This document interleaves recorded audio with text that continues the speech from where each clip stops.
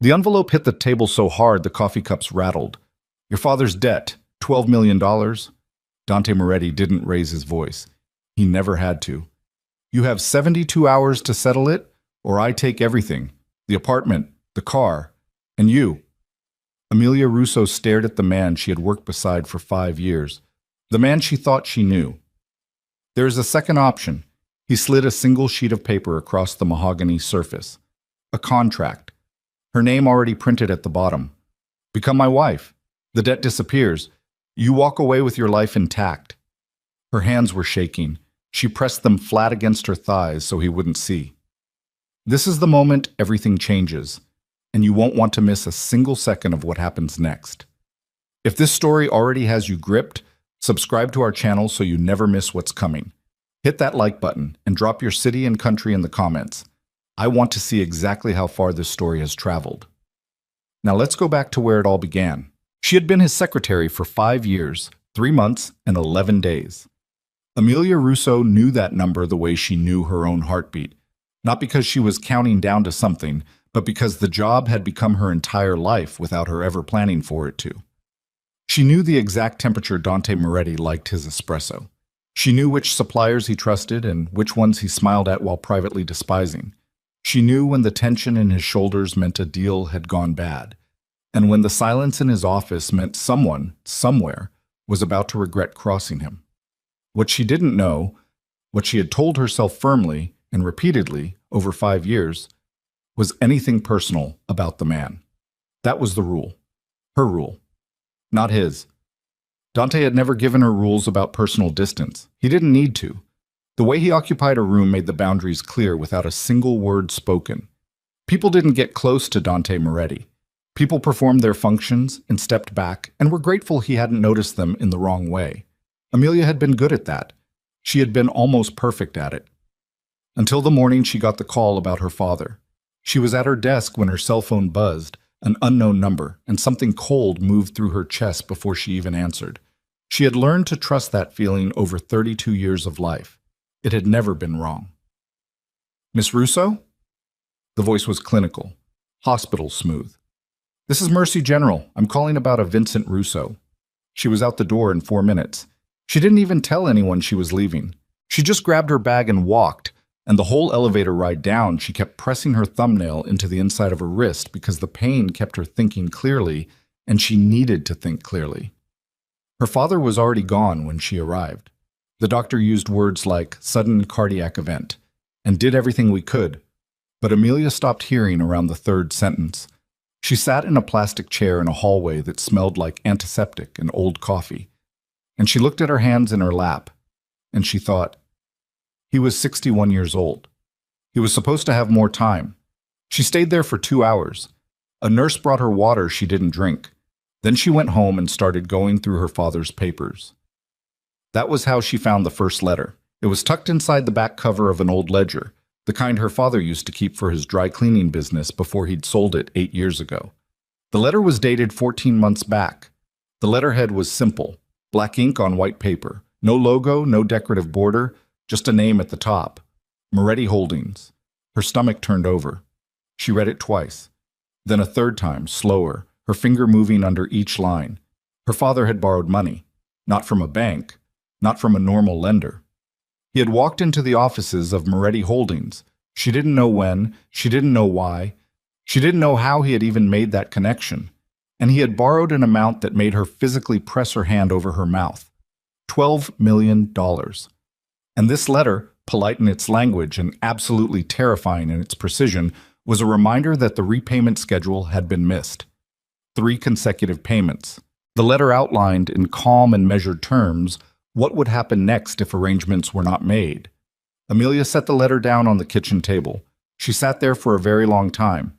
Then she picked up her phone and called her father's oldest friend, a man named Gerald, who had known Vincent Russo for 40 years and who picked up on the second ring with the particular wariness of a man who had been waiting for bad news.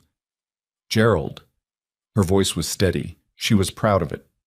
Did you know about the money my father borrowed from Moretti? The pause on the other end told her everything. Amelia, how much did you know? He made me promise not to. Gerald. She said his name like a door closing. Tell me, he told her. It came out in pieces, broken up by size and the sound of him moving around his kitchen, opening and closing cabinets the way people did when they were nervous and needed something to do with their hands. Her father had gotten into serious financial trouble 4 years ago. A bad investment, a partner who had disappeared with assets, debts that multiplied faster than he could manage them. He had gone to Dante Moretti because someone had told him Dante was someone who could help, and help quietly, without the kind of bureaucratic paper trail that would have destroyed what was left of Vincent Russo's reputation. He thought he could pay it back, Gerald said. He had a plan. He's been missing payments for over a year. I know. And nobody told me. Silence. He didn't want you to worry, Gerald finally said. You know how your father was. He never wanted you to think he couldn't handle things. Amelia pressed her knuckles against her teeth for a moment. She breathed through her nose. Thank you, Gerald, she said, and ended the call. She sat at the kitchen table with her dead father's letter and thought about the fact that for 5 years she had been walking into the office of the man her father owed $12 million to, and she had had absolutely no idea. No. The summons came 2 days later. Not a phone call, not an email. A car pulled up outside her apartment building at 8 in the morning, black, quiet, expensive, and a man she didn't recognize knocked on her door and said, Mr. Moretti would like to see you at the estate. Not a request. She got in the car. The drive took 40 minutes, long enough for her to run through every scenario she could imagine, arrange them in order of worst to less worse, and arrive at the conclusion that none of them were good. She watched the city thin out into quieter streets and larger properties, and thought about whether she should have called a lawyer. She didn't have a lawyer. She didn't have $12 million either. The estate was exactly what she had expected from a man like Dante. Large, immaculately maintained, communicating power without being vulgar about it. She had been here once before, years ago, to drop off documents during a weekend when the office systems had been down. She remembered the gate, the long driveway, the way the property felt sealed off from the rest of the world. Inside, she was shown to a sitting room. She was not offered anything to drink. She sat and waited for 11 minutes. She counted them. And then Dante walked in. She had seen Dante Moretti walk into rooms hundreds of times. She knew the way he moved, the deliberate unhurriedness of it, the way his presence rearranged the air in a space. But something was different today, and it took her a moment to identify what it was. He wasn't treating this like a meeting. He was treating it like an outcome. Amelia. He sat across from her, not behind a desk, which surprised her. No performance of bureaucratic distance. Just 2 chairs and a low table between them, and Dante Moretti watching her with those dark eyes that never told you what was happening behind them. I assume you know why I'm here, she said.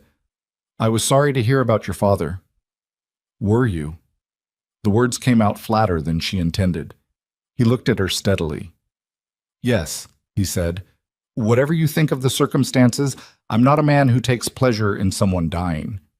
He died owing you $12 million. He did. And now you've brought me here. She kept her hands folded in her lap. Her nails were digging into her own palms, and she was grateful for it. So let's skip the part where we're polite about it and get to what you actually want. Something moved across his face. She couldn't name it. In 5 years, she had learned to read most of his expressions, but this one was new. You've always done that, he said. Done what? Skipped straight to the center of things. He said it almost quietly, the way someone stated a fact they found genuinely interesting. Most people spend 20 minutes working up to what they mean. You never do. I don't have 20 minutes to waste. No. He picked up a folder from the table beside him. She hadn't noticed it sitting there, and opened it. You don't. The documents he slid across to her were detailed and complete. The original loan agreement, the repayment schedule, the missed payments, each one itemized with dates and amounts. Everything her father had signed laid out in front of her like a case being presented to a judge. The debt is valid, Dante said. The estate your father left behind covers perhaps $800,000 of it. The remainder is outstanding. I understand that. The legal channels available to me to recover that remainder would be significant. I understand that too. Then you understand your position. She looked up from the documents. I understand my position. I'm asking about yours. What do you actually want? He reached into the folder again and produced one more document. This one was shorter, a single page, dense with legal language, and at the top, a heading that she read and then read again because her brain refused to accept it the first time. Marriage contract. The silence lasted about 5 seconds. Absolutely not, she said. Read it first. I don't need to read it. You're proposing that I marry you as payment for a dead man's debt. Her voice was level. She was proud of it in the same hollow way she'd been proud of her steadiness on the hospital phone call. That is something I will not be discussing. Amelia, I will find another way to address this debt. I will work with whatever legal process is necessary. I will take on whatever I have to take on. She stood up. Her legs were steadier than she expected. But I will not be traded as a commodity because my father made a bad financial decision. Dante didn't stand. He looked up at her, and she braced herself for coldness, for the expression she'd seen him use on people who crossed him. Flat, dismissive, final. Instead, he said, "Sit down, please." The please threw her completely. She sat down. I'm not asking you to pay a debt, he said. I'm asking you to listen. Those are the same thing. They're not. He leaned forward slightly, forearms on his knees, and for the first time in 5 years, she was looking at Dante Moretti without the professional distance between them, without the desk or the agenda or the context of a meeting, and she noticed, irrelevantly, unhelpfully, that he looked tired. Not physically tired, the other kind. The debt will be forgiven regardless of your answer. I decided that before you walked in. She stared at him. Then why am I here? Because I've been trying to find a reason to ask you this for 3 years, and I couldn't find one that didn't make me look like a fool, and then your father's situation gave me an opening, and I used it. He paused, which I recognize is not a flattering thing to admit. Amelia opened her mouth, closed it. A laugh that was mostly disbelief escaped her before she could stop it. You're telling me you manufactured a coercive situation to ask me on, what, a date? A marriage proposal? I'm telling you I made a very poor decision driven by the fact that I didn't know how else to start this conversation. So, drop the contract. The contract isn't a threat. It's a proposal. There's a difference. One that requires a lawyer to explain. One that I'll explain right now, if you'll let me. He looked at her. Actually looked at her, and she had the disorienting sensation that she had been looked at by this man before, really looked at, and had simply never allowed herself to register it. Sit down, Amelia, not because I'm ordering you, because I'm asking you. She sat down. She didn't know why. 3 years ago, he said, you stayed late on a Thursday to finish the Reyes contract. You remember that? She remembered. She'd been there until past midnight. She'd ordered delivery because the kitchen staff had all gone home. What does that have to do with anything? I came back to the office around 11. I had forgotten something. You were at your desk and you had coffee and you were listening to music through one earphone, sir. Something old. I never found out what. And when I walked in, you didn't flinch. Every other person in my life flinches when I come into a room unexpectedly. His voice was even, factual. You just looked up and said, the coffee machine on the 4th floor is better than the one up here. You should try it sometime. She remembered saying it. She remembered thinking it was a stupid thing to say to her boss at 11 o'clock at night. That was the moment, she said carefully. That was when I understood what I was already feeling. He sat back. I've spent 3 years watching you work, watching you help people you didn't have to help, watching you do your job with more intelligence and more integrity than anyone I've ever employed. And believe me when I say I have high standards. A brief pause. I am not a man who is good at this. I don't have practice in saying these things, but I'm telling you the truth. Amelia looked at the contract still sitting on the table between them. If you're telling me the truth, she said slowly, then you know that forcing someone into a marriage, even with good intentions, even with the debt forgiven, isn't love. It's control. His jaw tightened. A tiny movement. She caught it because she'd spent 5 years reading him. "You're right," he said. "Then why is there still a contract on this table?" "Because I didn't know how else to ask you to stay." The words came out quieter than anything she'd heard from him. And that's the real answer. I'm not proud of it. She looked at him for a long time. She thought about the $12 million, about her father, who had died with secrets, about the 5 years she'd spent in Dante Moretti's orbit, telling herself she wasn't paying attention when she very clearly had been. She thought about the fact that she was angrier right now than she had ever been in her life, and that somewhere underneath the anger was something she didn't want to examine yet.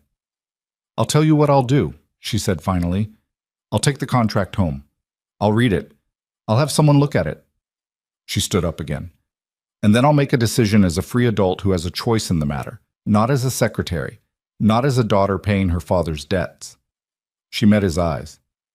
"Is that acceptable to you?" He was quiet for a moment. "Yes," he said. She picked up the contract. She walked to the door. "Amelia!" She stopped but didn't turn around.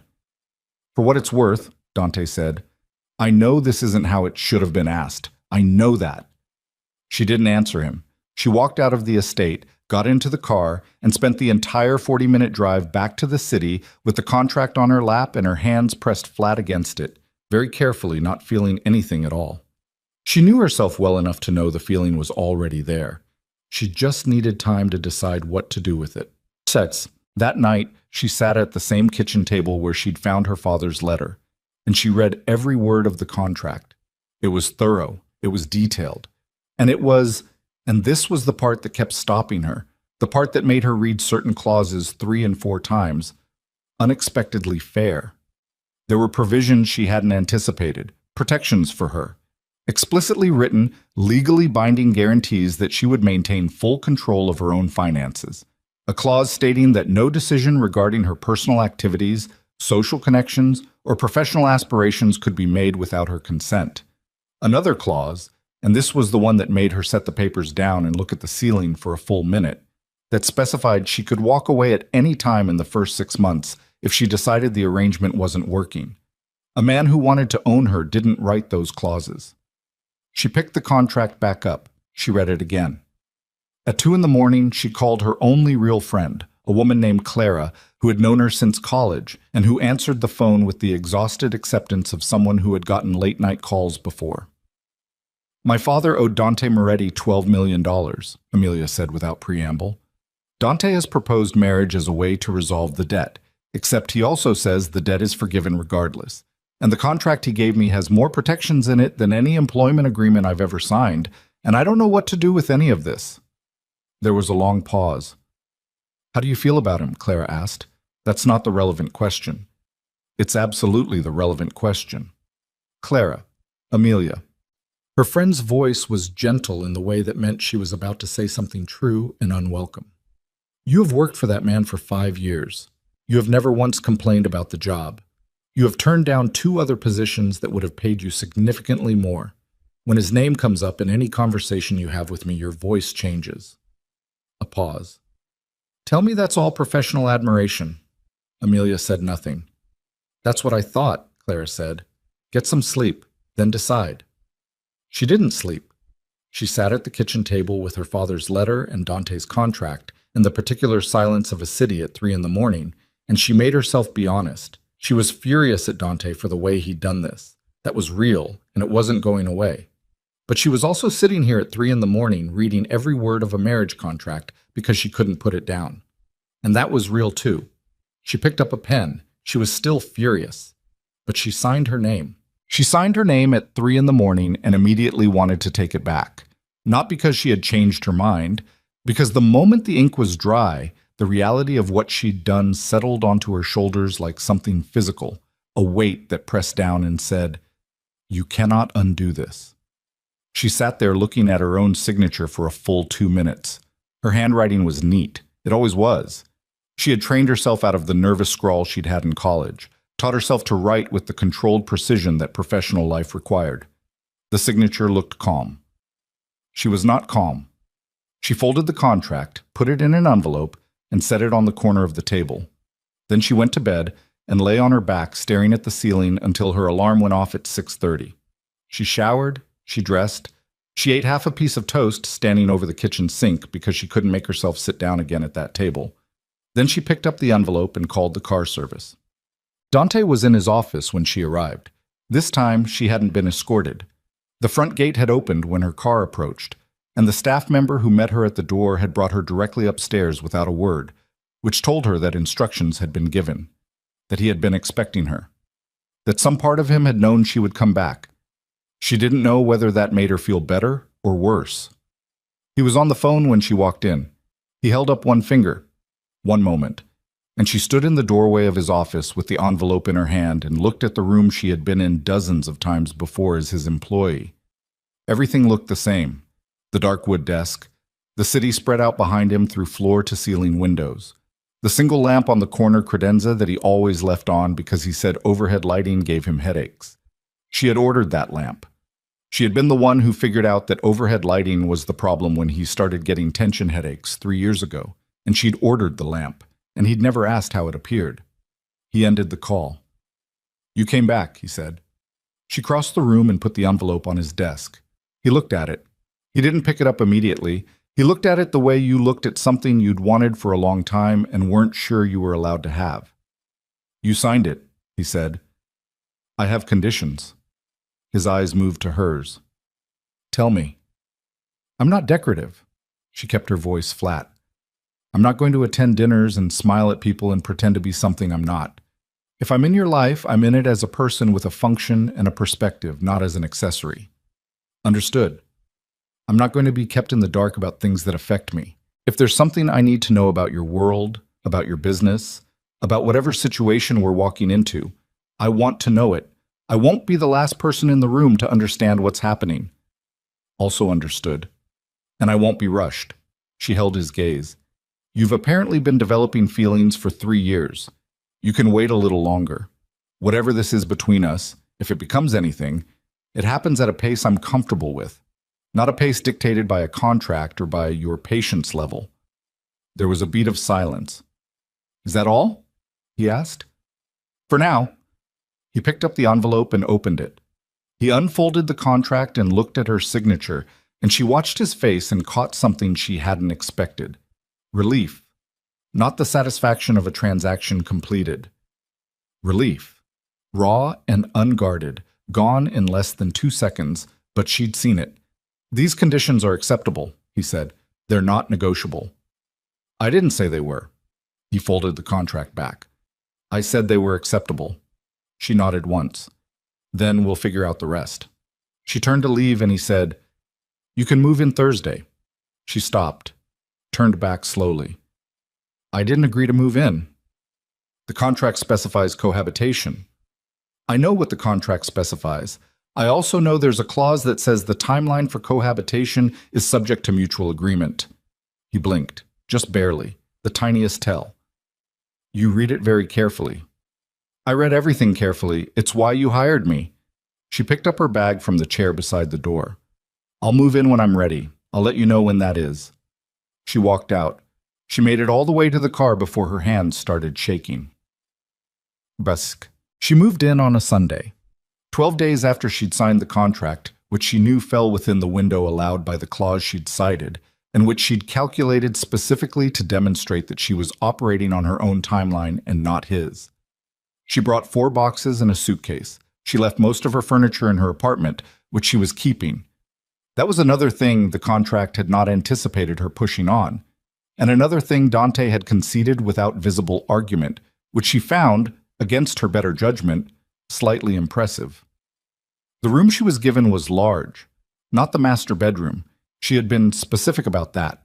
It was a suite at the end of the second-floor hallway with its own bathroom and a window that looked out over the back garden, and when the housekeeper, a stout, watchful woman named Rosa, who had apparently worked for the Moretti family for 20 years, showed her around the space, Amelia noticed immediately that someone had placed a small coffee maker on the dresser. The good kind. The kind she used at her own apartment. The exact same model. She stood and looked at it for a moment. "Mr. Moretti said you prefer to make your own in the morning," Rosa said, with the careful neutrality of a woman who had learned to say nothing and observe everything. "He's right," Amelia said. "Thank you." Rosa nodded and left. Amelia put her hand on the coffee maker. It was plugged in. It was stocked with the beans she used. She picked up her first box and started unpacking. The first week was quiet, uncomfortably quiet. The way quiet was when two people were both working very hard to be normal and both knew they were working at it. Dante was in the house in the evenings and sometimes at breakfast, and they spoke the way they had always spoken, about practical things, about schedules, about the minor logistics of sharing a space. He didn't press. He didn't create opportunities for the kind of conversations that would require her to know what she felt. He just existed in the same house with a consistency that was, she slowly realized, intentional. He was making himself predictable, safe in the boring, day-to-day sense of the word. She didn't say anything about it, but she noticed. The first crack appeared on day 9. She was in the small office she'd set up on the ground floor. She'd negotiated for a working space, another concession, reviewing documents for a meeting she had that week with a nonprofit she'd been supporting. She heard raised voices from somewhere deeper in the house. Not shouting exactly. The precise, clipped kind of loud that meant professional anger, carefully contained. She ignored it. Then she heard something break. Glass from the sound of it. She got up. The voices were coming from behind the closed door of what she'd been told was the private meeting room, a space she hadn't been invited into and hadn't asked about. She stood in the hallway and understood completely that walking toward that door was the opposite of smart. She walked toward it anyway. She didn't open it. She stopped 6 feet away and listened, and what she heard was 2 voices, Dante's and someone she didn't recognize. And they were speaking Italian, fast and low, and she understood only fragments, but the fragments were enough. Liability. Exposure. The name Ferraro. The door opened. The man who came out was 50-ish, heavy-set, with the red face of someone who had just been told something he didn't want to hear. He stopped when he saw her. His eyes moved over her with the particular assessment of a man who was placing her in a category. "Who is this?" he said. "This," Dante said from behind him, "is my wife." The word landed in the hallway like something physical. The man, she would learn later that his name was Marco Vitelli and that he was one of Dante's oldest associates, looked at her again. His expression shifted, not to warmth, to calculation. "I wasn't told about a wife," he said. "You weren't asked to be." Dante's voice was completely even. "We're done for today, Marco." Marco looked at Amelia one more time. Then he put on his coat, smiled at her with a smile that didn't reach his eyes, and said, "A pleasure, Mrs. Moretti," in a way that made it sound like a threat with good manners. He left. She waited until she heard the front door close. "Who is Ferraro?" she said. Dante was quiet for half a second too long. "Where did you hear that name?" "Through the door. I heard you arguing." "You should have stayed in your office." "You told me I wouldn't be kept in the dark." "That was about things that affect you." "A man just looked at me like he was filing me away for future reference. That affects me." She held his gaze. "Who is Ferraro?" He looked at her for a moment. Then he stepped back from the doorway and said, "Come in." She walked into the meeting room. There was broken glass in the corner. A tumbler looked like. No one had cleaned it up yet. She noticed Dante noticed her noticing it, and some calculation happened behind his eyes. "Salvatore Ferraro runs the Eastern Territory," Dante said. "He and I have had an arrangement for years. That arrangement is becoming complicated." "Complicated how?" "He believes I'm weak." His voice didn't change. It was completely factual, like reporting weather. "He's been testing that belief for the last 4 months. Small things. A shipment rerouted. A meeting canceled without notice. A payment delayed past the agreed window." "And Marco?" "Marco is Marco." Brief. Dismissive in a way that told her more than the dismissal was supposed to. "He thinks I should respond more aggressively before Ferraro gets the wrong idea." "What do you think?" He looked at her. "I think I need more information before I escalate something that can't be de-escalated." "That's a reasonable position." "Marco doesn't think so." "Marco broke a glass in your meeting room." She looked at the corner where the shards still were. Marco's emotional regulation doesn't seem calibrated for reasonable positions. Something moved at the corner of his mouth. Not quite a smile. Close enough. No, it's not. She turned to go. Amelia. She stopped. Thank you, he said, for asking. She didn't answer that. She walked back to her office and sat down at her desk and realized that her heart was beating faster than it should have been for a conversation about business logistics. She pulled up her documents and made herself focus. The second crack happened 4 days later. She had found the thing by accident. She wasn't snooping. She genuinely wasn't. She had been looking for a phone charger in the hallway closet, one of those general utility spaces that held things like extra linens and light bulbs and the kind of accumulated domestic miscellany that said a house had been lived in for years. She found the charger. She also found, on the shelf above it, a photograph in a small frame. A woman she didn't know. Dark-haired, mid-40s, with Dante's same angular jaw and something in her eyes that was familiar in a way Amelia couldn't immediately place. Beside the photograph was a single dried flower, the kind that had been pressed flat, white petals gone slightly translucent with age. She put the charger in her pocket and put the photograph back exactly where she'd found it. At dinner that night, they ate together most evenings. Another thing that had happened gradually without either of them formally deciding it. She said, "Is there a photograph in the hallway closet on the second floor?" Dante's fork paused for half a second. "Yes." "Your mother?" He looked at her. "Yes." "She had your jaw."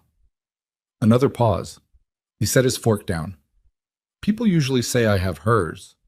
"Which came first?" Something in his face that she couldn't entirely read. "She died when I was 19, he said. "Heart failure. Very sudden." "I'm sorry. It was a long time ago." "It doesn't feel like a long time ago. Otherwise, it wouldn't still be in the closet." His eyes moved to hers and held there, and she understood she had just said something more direct than he had expected. She hadn't meant to. It had come out because she was tired and not monitoring herself the way she usually did. "No," he said after a moment. "It doesn't." They ate the rest of dinner in silence, but it was different from the earlier silences. Less performance in it. She thought about that later, about how silence could change texture depending on what had just been said. The argument happened on day 23. She had been handling it. She had been genuinely handling it. The adjustment, the strangeness, the daily negotiation of sharing space with a man whose world operated by rules she didn't fully understand. She had been keeping her equilibrium, maintaining the boundaries she'd set, and watching and learning and not letting herself get pulled off center. Then she found out about Paolo. Paolo was 22 years old. He had worked, in the vehicle pool driving for Dante's associates. He was also, she discovered from an overheard conversation between two household staff members in the kitchen when they didn't know she was in the adjacent hallway, 3 months behind on payments to Dante for a loan he'd taken to cover his mother's medical bills. The staff members were whispering because they were worried, because the word being passed around was that Marco had recommended the situation be handled by the book, which meant Paolo's debt would be called in, publicly, in a way that would effectively destroy the young man's ability to work in this city in any capacity for the foreseeable future. She waited until she found Dante alone. He was in his study. She opened the door without knocking, which she had never done before, and the look he gave her said he registered it. "Paolo," she said. He set down his pen. "You heard." "I heard enough. He borrowed money for his mother's medical care. He's 22 years old, and he's been making partial payments every month, which tells me he's genuinely trying—" "Amelia." "Don't Amelia me. I'm talking." She took a breath. "This is the thing I said I needed from you. I said if you wanted what's between us to become real, you needed to understand the values that make me who I am. I'm not asking you to forgive every debt in your ledger. I'm not naive enough to think that's how this works. But this specific situation, a 22-year-old kid trying to take care of his mother, this one matters." Dante said nothing. "If you let Marco make an example of him," she said, "I need to know that. Because I need to know what kind of man I'm actually living with." His jaw was tight. She could see the muscle working. You're asking me to override an associate's recommendation in front of the organization, he said. I'm asking you to do the right thing. It's more complicated than, is it? She didn't move. Is it actually complicated, or are you telling yourself it's complicated because the easy version of complicated lets you off the hook? He stood up. For one moment, she was genuinely unsure. She had pushed hard and fast, and she didn't know this version of him, the one with his hands flat on the desk and his eyes absolutely still. You don't understand what it costs, he said quietly, when I am seen to extend mercy in this world. Then make it cost something. She met his eyes. Do it anyway. The silence stretched. She didn't look away. He looked at her for a long time, the kind of looking that wasn't about seeing what was in front of him, but about deciding something. And then he said, "Get out of my study." Her stomach dropped. She nodded once, turned, and walked to the door. "And tell Rosa to have Paolo come to the house tomorrow morning," he said behind her. She stopped. "The debt will be restructured," Dante said, his voice back to flat and controlled. "Payments reduced to something manageable. Marco will not be told about this conversation." She turned back. He was standing behind his desk and he looked, not angry anymore. He looked like a man who had just done something that cost him and was deciding whether he regretted it. "Thank you," she said. "Don't thank me yet." His eyes moved to hers. "Marco won't stay quiet when he finds out, and he will find out. Things like this always surface. Then we deal with it when it surfaces." "We," he said, a strange weight in the word. "We," she confirmed, "unless you'd prefer I go back to staying in my office and pretending your world doesn't exist." He held her gaze. Something was shifting between them. She could feel it. The subtle tectonic movement of two people who had been orbiting each other slowly beginning to change course. "No," he said, "I wouldn't prefer that." She went back to her room. She sat on the edge of her bed with her hands in her lap and her heart going too fast again, and she thought, this is getting complicated. She had known it would. She had signed the contract knowing it would. But knowing and feeling were two different countries, and she was standing at the border. But it was Rosa who came to find her 2 weeks later. It was just after 11 at night, and Rosa's face, always carefully composed, always professionally neutral, was doing something Rosa's face almost never did. It was frightened. "Mrs. Moretti," her voice was barely above a whisper. "There's a situation." "Tell me." "Marco Vitelli arrived 40 minutes ago. He brought 2 men with him. They're in the East Wing with Mr. Moretti." Rosa's hands were clasped in front of her, white-knuckled. "Mr. Moretti told all the staff to stay upstairs. He didn't include you in that instruction. I don't know if that was deliberate." Amelia was already on her feet. "It was deliberate, Ushim," she said. "Stay upstairs, Rosa." She went downstairs. The voices were coming from the East Wing sitting room, and she didn't try to be quiet about her approach, because quiet would be a disadvantage here, and she had no interest in being caught listening at another door. She walked to the sitting room and opened it. Marco Vitelli was standing in the center of the room. His 2 men, large, quiet, the furniture of power, were positioned near the walls. Dante was standing at the window with his back half turned, and when Amelia walked in, he turned fully, and the expression on his face moved through 3 things very fast. Surprise, something that might have been fear, and then a hardening that locked everything else out. "I thought I told Rosa to keep everyone upstairs," he said. "You told the staff to stay upstairs. I'm not staff." She looked at Marco. "Mr. Vitelli." Marco's eyes moved over her.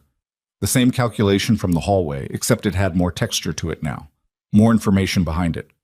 He had clearly done his research on who she was since the last time they'd stood in proximity.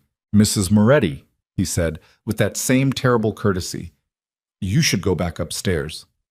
I'm comfortable here. This is a private discussion. Between my husband and his associate in our house." She stepped into the room properly, letting the door fall closed behind her. "I'm comfortable here." Marco looked at Dante. Something passed between them. A question asked and an answer given, though neither of them spoke. And then Marco exhaled slowly through his nose.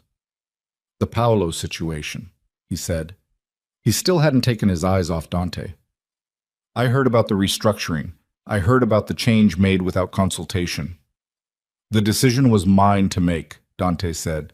The precedent is everyone's problem. Marco's voice was still even. This was the controlled anger Amelia recognized. The scarier kind. When someone doesn't pay, there are consequences. When there are no consequences, everyone gets ideas. Paolo is 22. His mother was dying. Paolo is an entry in a ledger, Dante. The same as everyone else. Marco glanced at Amelia. A meaningful glance.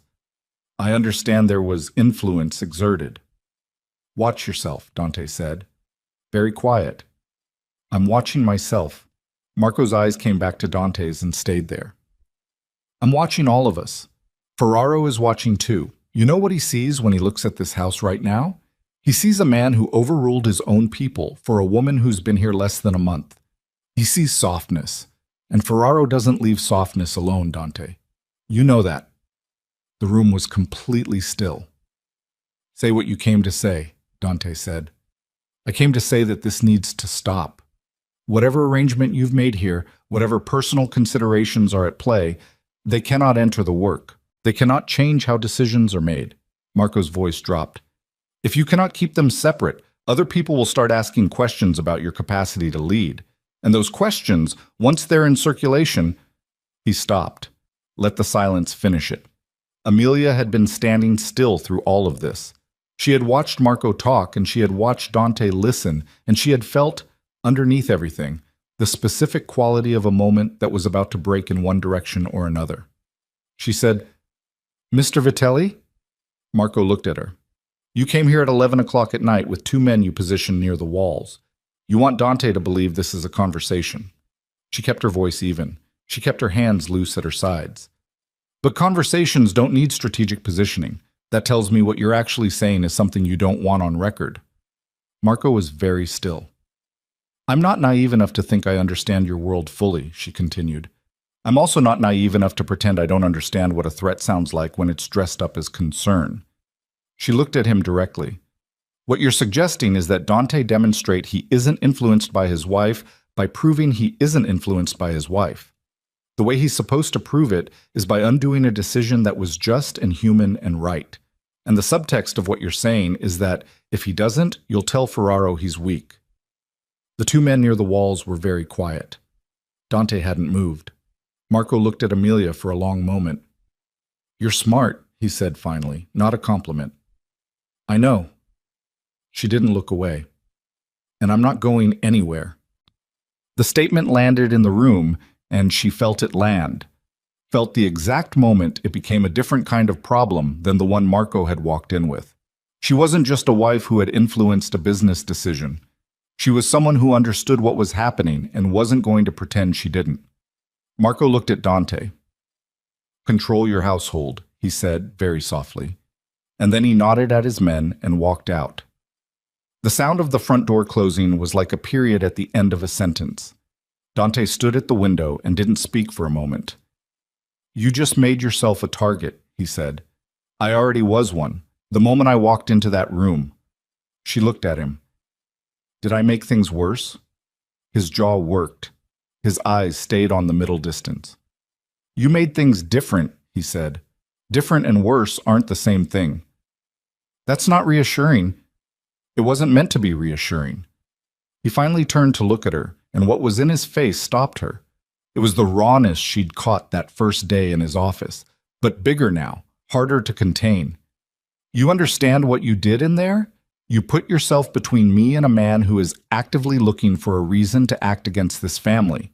You did it deliberately and calmly, and you knew exactly what you were doing. Yes. Why? She thought about giving him the measured answer, the practical one, the one that stayed inside the terms of their arrangement.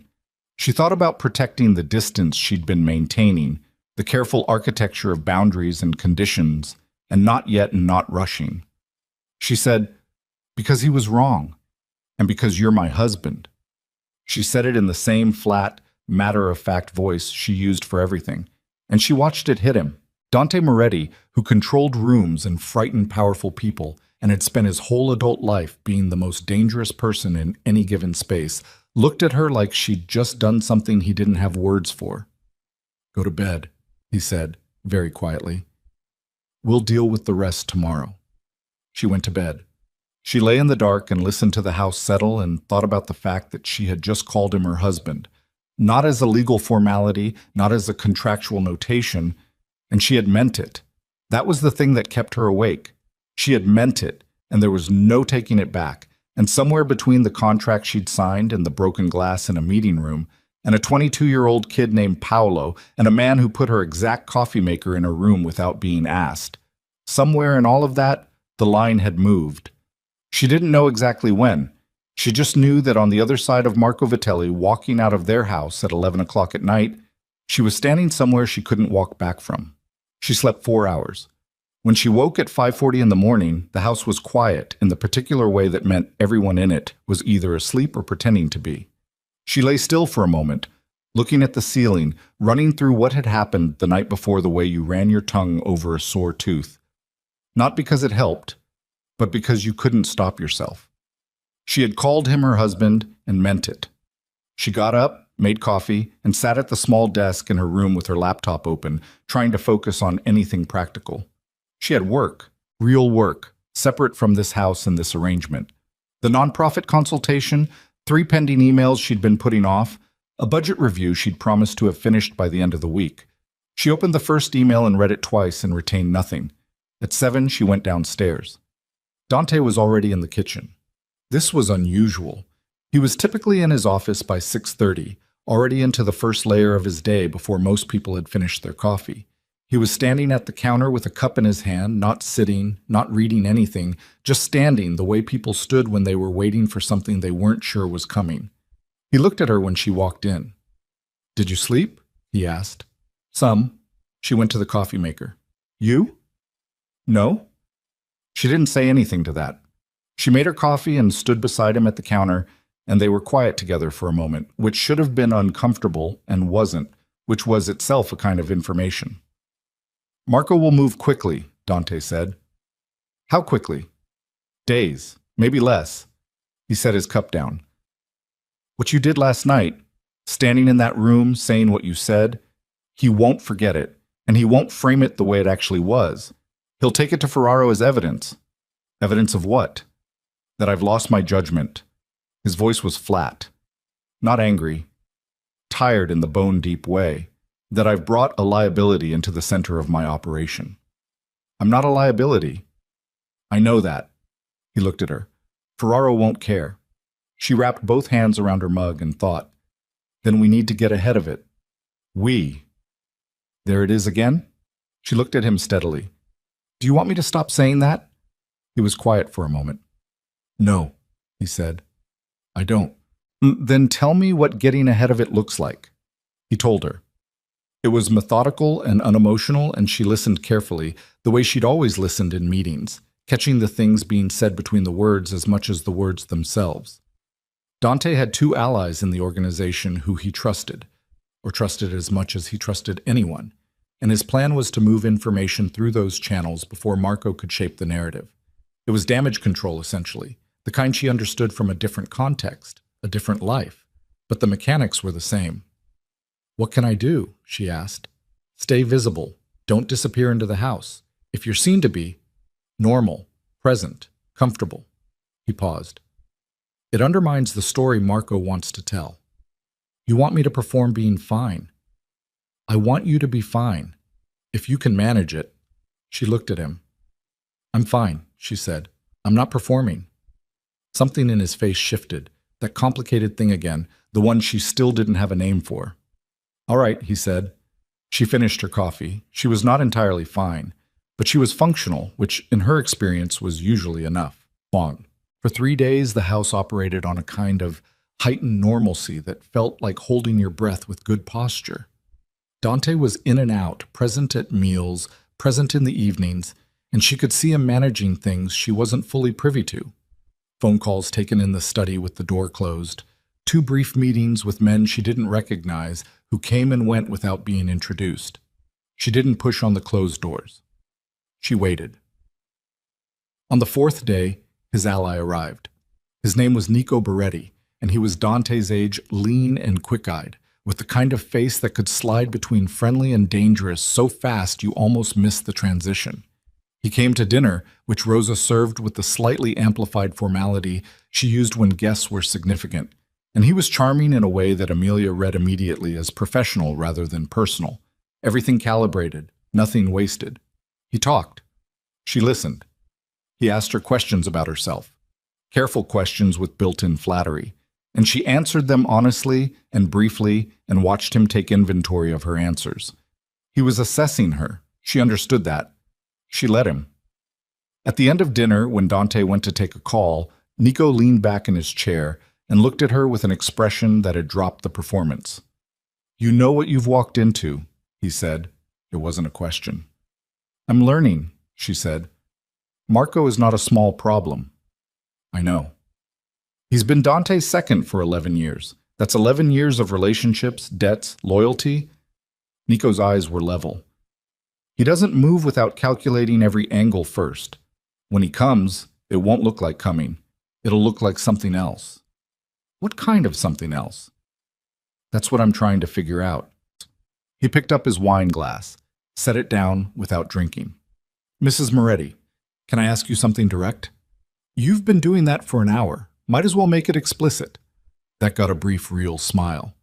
"How much do you actually know about how your father came to borrow money from this organization?" She went very still. The question landed differently than anything else he'd said, not because it was rude, because it snagged on something. A small loose thread she hadn't known was there until something pulled on it. "He needed money," she said carefully. "A business investment went wrong. Do you know who connected him to Dante?" "A mutual contact. Someone my father trusted." She kept her voice neutral. "Why are you asking me this?" Nico looked at her for a moment. "No reason that can't wait," he said, and picked up his wine glass again, and Dante came back to the table, and the conversation moved on. But she felt it, the pulled thread, loose end of something she hadn't examined. She thought about it that night. She went back to what Gerald had told her, a partner who disappeared with assets, someone who had suggested Moretti Holdings as a solution. She had accepted the outline of that story because she'd been grieving and overwhelmed, and the mechanics hadn't felt like the important part. Now they did. She went to her desk. She opened her laptop. She started looking. She found the name in a 3-year-old email in the account she'd had before switching providers. An email from her father, one of the few he'd sent directly to her email rather than calling, which meant it had been something he needed to have in writing for himself. The email was short. It said he'd found someone who could help with the situation. A man named Callum Reyes, who knew people and could make introductions. She sat back in her chair. Callum Reyes. She knew that name. She had typed that name into contracts. She had scheduled meetings where that name appeared on the attendee list. She had prepared briefing documents in which Callum Reyes was identified as one of Dante's suppliers, a man who operated in the gray edges of the import business and who had been, in the last year of her employment, increasingly mentioned in meetings as a source of friction. She put her hands flat on the desk. She breathed. Then she got up and walked down the hall to Dante's study. She knocked. He said, "Come in." She came in. He was at his desk with papers in front of him, and he looked up and registered something in her face immediately. She could see him register it, and he set his pen down. "What happened?" he said. "Callum Reyes." Complete stillness. "What about him?" Dante said. "He was the one who connected my father to you." She watched his face, watched it very carefully. "He was the introduction, the mutual contact, the person my father trusted who told him that borrowing money from Moretti Holdings was a safe option." Dante said nothing. "Did you know that?" she said. A beat. One single beat, and in that beat she felt the floor shift under her feet. "Yes," he said. The word was so quiet, so flat, like he'd been waiting for it to come out. And now that it had, there was nothing left to do but let it sit there. She stood in the middle of his study, and the full shape of it assembled itself in her mind with horrible clarity. Callum Reyes, who worked for Dante, who had approached her father, who had offered a solution to a desperate man, and her father had taken it, and the debt had grown, and Dante had known from the beginning exactly who Amelia Russo was before she'd ever walked into a job interview. "You knew who I was," she said, "before you hired me." "Yes." "The job. The 5 years." Her voice was completely level. She didn't recognize it as her own. "You manufactured all of it." "It's more complicated." "Did you manufacture it?"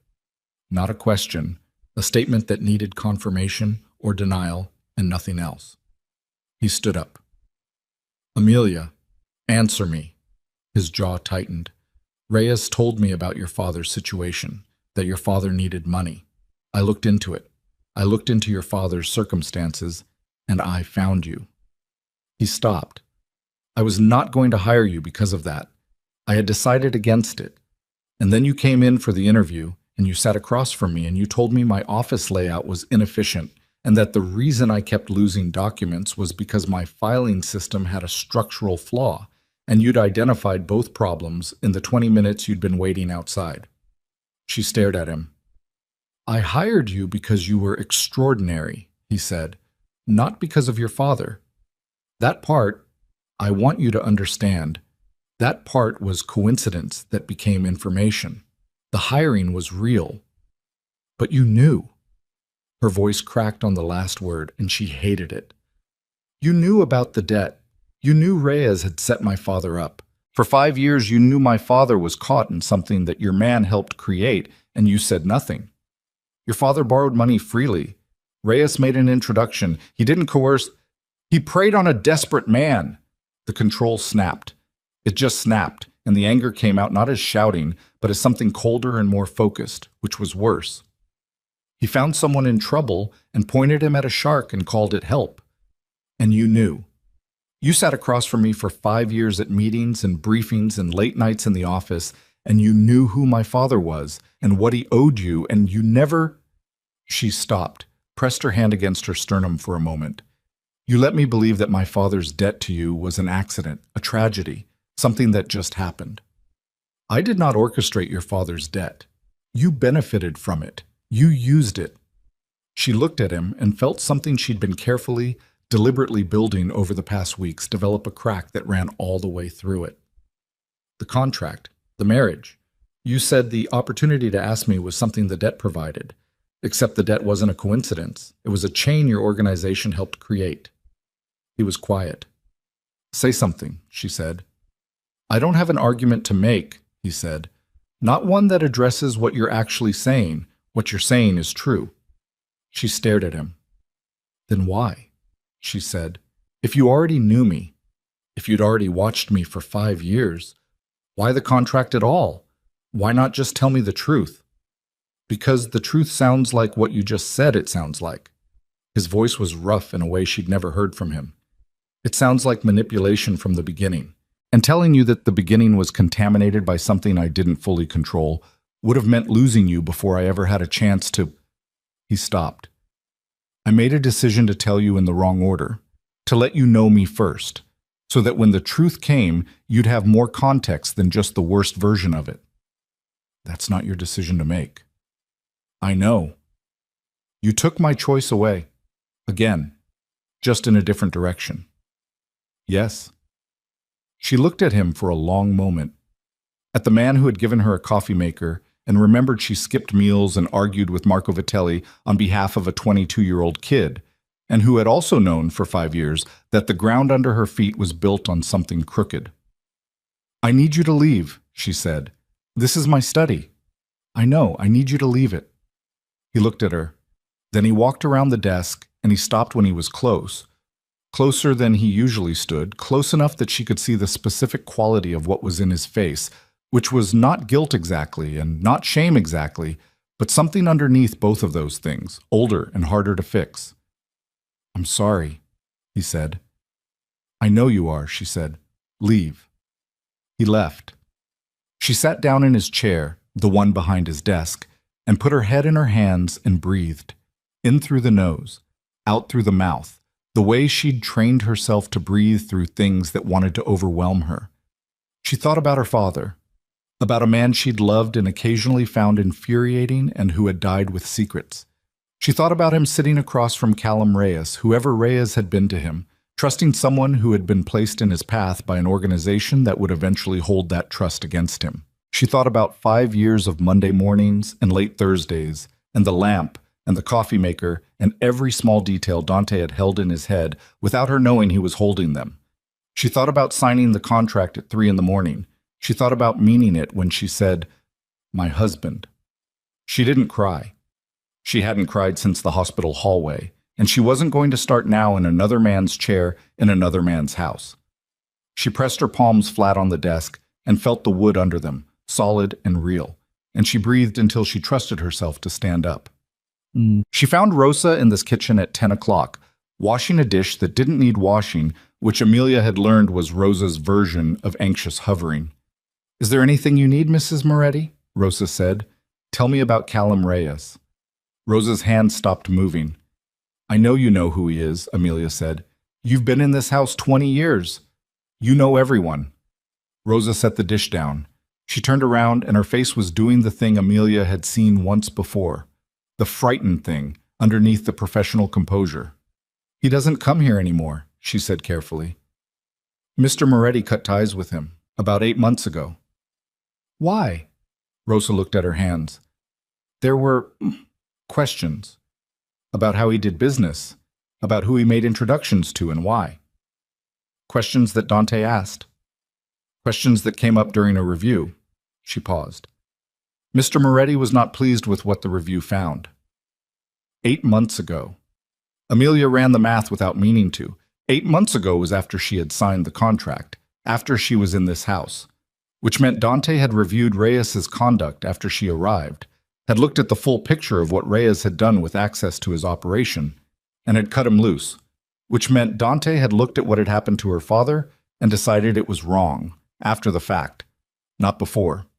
Not in time to stop any of it, but he'd looked. "Thank you, Rosa," she said. She went back upstairs. Nico Beretti called the next morning. She picked up because it was Nico's number and she wanted information more than she wanted to be careful. "You found out," he said. Not a question. "About Reyes?" "Yes. I was going to tell you at dinner. Dante asked me not to. We had a disagreement about that. You were asking me about it, the questions at the end of dinner. I was checking how much you already knew and whether—" A pause. "Whether you should know the rest." She sat up straighter. "What's the rest?" A beat. "Marco knew about your father's debt before Dante did. Reyes reported to Marco first. The original intention was to use the debt, and by extension you, as leverage against Dante if he ever stepped out of line." His voice was level. "Giving her information the way you handed someone a grenade. You weren't brought to Dante's attention because of your father's debt. You were brought to Marco's attention. Dante found out about your father independently, 6 months after you started working there."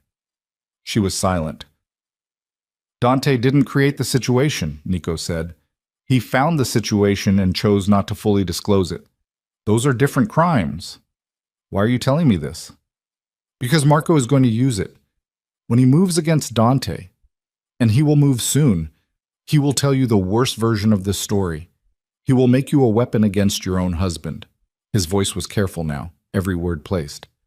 "I'm telling you first so that when he does, you know it's a weapon and not the truth." She pressed her hand flat against her knee and thought, "What is Marco planning?" "I don't have specifics. I have enough to know it's coming fast and that it will involve you directly." He paused. "Amelia, whatever you're feeling about Dante right now, and I imagine it's complicated, this is not the moment to be separated from him. Marco needs you angry and isolated. Don't give him that." She ended the call.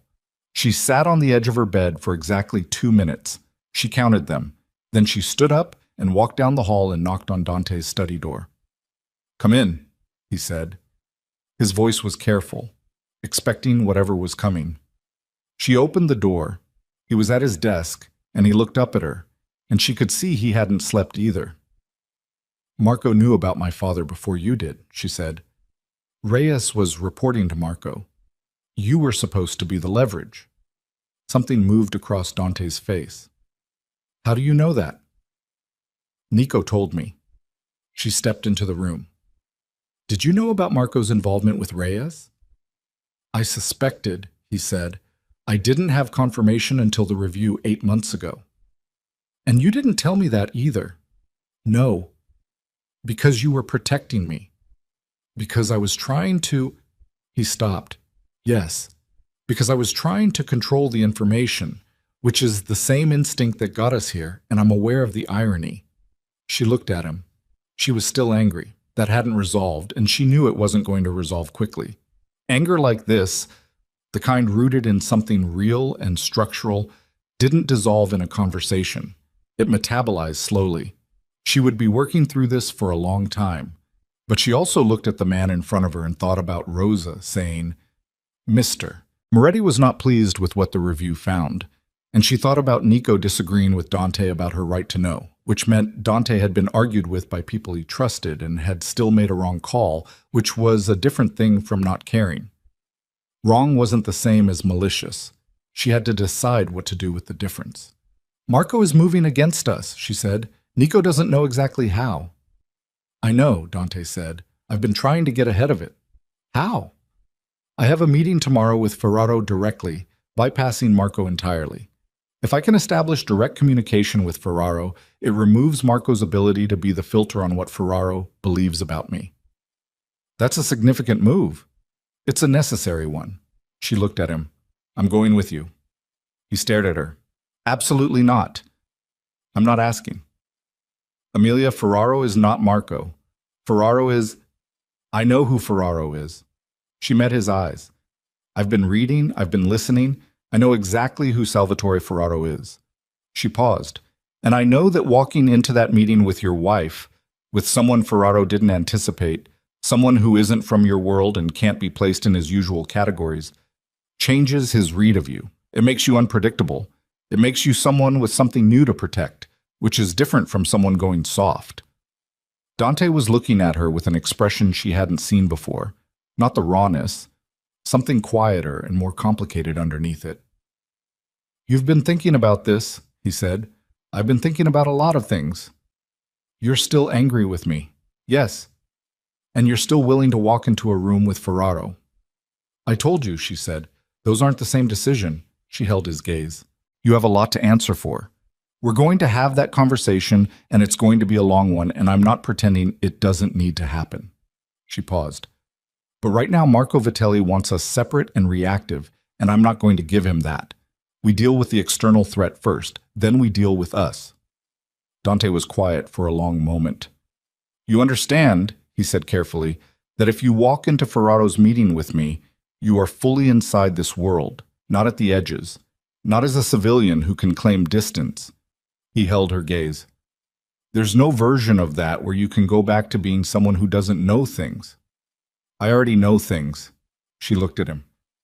That door closed the night Marco stood in our sitting room. I walked through it then. I'm not pretending otherwise. He looked at her for a long, still moment. Then he said, The meeting is at noon tomorrow, at Ferraro's restaurant, private room in the back. She nodded. She turned to leave. Amelia?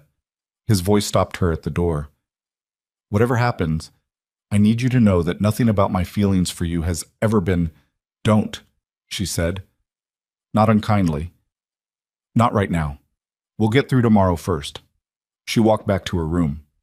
She sat down at her desk and opened her laptop and began researching Salvatore Ferraro with the same methodical focus she brought to everything. His history, his associations, the particular pressure points of a man who had spent 40 years building an empire on the principle that information was the real currency of power. She read for 4 hours. She was terrified. She was clear-eyed about being terrified, which was different from letting the terror make decisions. She had walked into Dante Moretti's office for 5 years as a woman who was good at her job and careful about her distance, and she had believed she was in control of her own story. Now she knew the story had been larger than she'd seen. The edges of it extended into places she hadn't looked, touched people she'd loved, moved in directions she hadn't chosen and couldn't undo. She could be a woman that happened to. Or she could be a woman who looked at all of it. The deceptions and the real feelings and the crooked foundation and the man who had cut Reyes loose 8 months ago because he'd looked at what Reyes had done and decided it was wrong, and chose what to do next with both eyes open. At 2 in the morning, she closed the laptop. She set her alarm for 7. She was walking into Ferraro's private room in 10 hours, and she needed to be sharper than she had ever been in her life, because Salvatore Ferraro was going to look at her and make a calculation, and the calculation he made in those first 60 seconds would determine everything that came after. She lay down. She closed her eyes. She was not the secretary anymore. She wasn't entirely sure what she was yet. But she knew one thing with the cold, precise certainty she reserved for facts she had verified from multiple sources. Whatever she was walking into tomorrow, she was walking in as herself, and she was not walking in afraid. The fear was there. She just wasn't going to let it drive. She was dressed by 7:15, not dressed up, not performing. She put on the charcoal blazer she wore when she needed to feel like herself in rooms that wanted to reduce her, dark trousers, flat shoes she could move in. She looked at herself in the mirror for exactly 10 seconds, not checking, just anchoring. And then she went downstairs. Dante was already at the table. He had coffee and no food in front of him, which told her he hadn't eaten, which told her he'd been up most of the night. He looked at her when she came in, and she watched him take in what she was wearing, the way she was standing, the specific quality of her composure. "You look ready," he said. "I am ready." She poured coffee. "What do I need to know about Ferraro before we walk in?" "He respects directness. Not aggression. Directness. There's a difference with him." Dante wrapped both hands around his cup. "He'll try to read you in the first 2 minutes. He'll ask you something that sounds like small talk and isn't. Whatever he asks, answer it honestly. He has an extraordinary ability to detect when people are managing him." "What does he want from this meeting?" "He wants to know if I'm still worth the arrangement." His voice was flat, factual. Marco has been in his ear for weeks. Ferraro is not reactive. He thinks long, but he's close to a decision about whether I'm a liability or an asset, and today tips it one way or the other. What tips it in our direction? Showing him something Marco can't account for. Dante looked at her. "You." She drank her coffee. "What time do we leave?" 10:30. She nodded. "Eat something," she said. "You can't think straight when you're running on empty."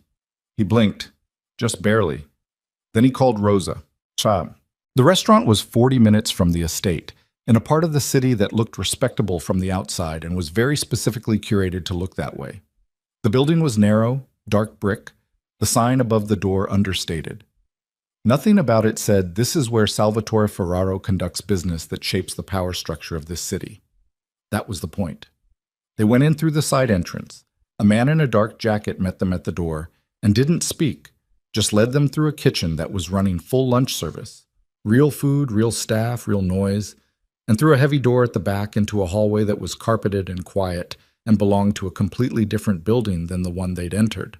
Another door. This one opened into a private room with a rectangular table, 6 chairs, and Salvatore Ferraro already seated at the far end. He was older than she'd expected from the photographs she'd found. Late 60s, white-haired, with a face that had settled into the particular density of a man who hadn't been surprised by much in 30 years. He had a glass of water in front of him and nothing else.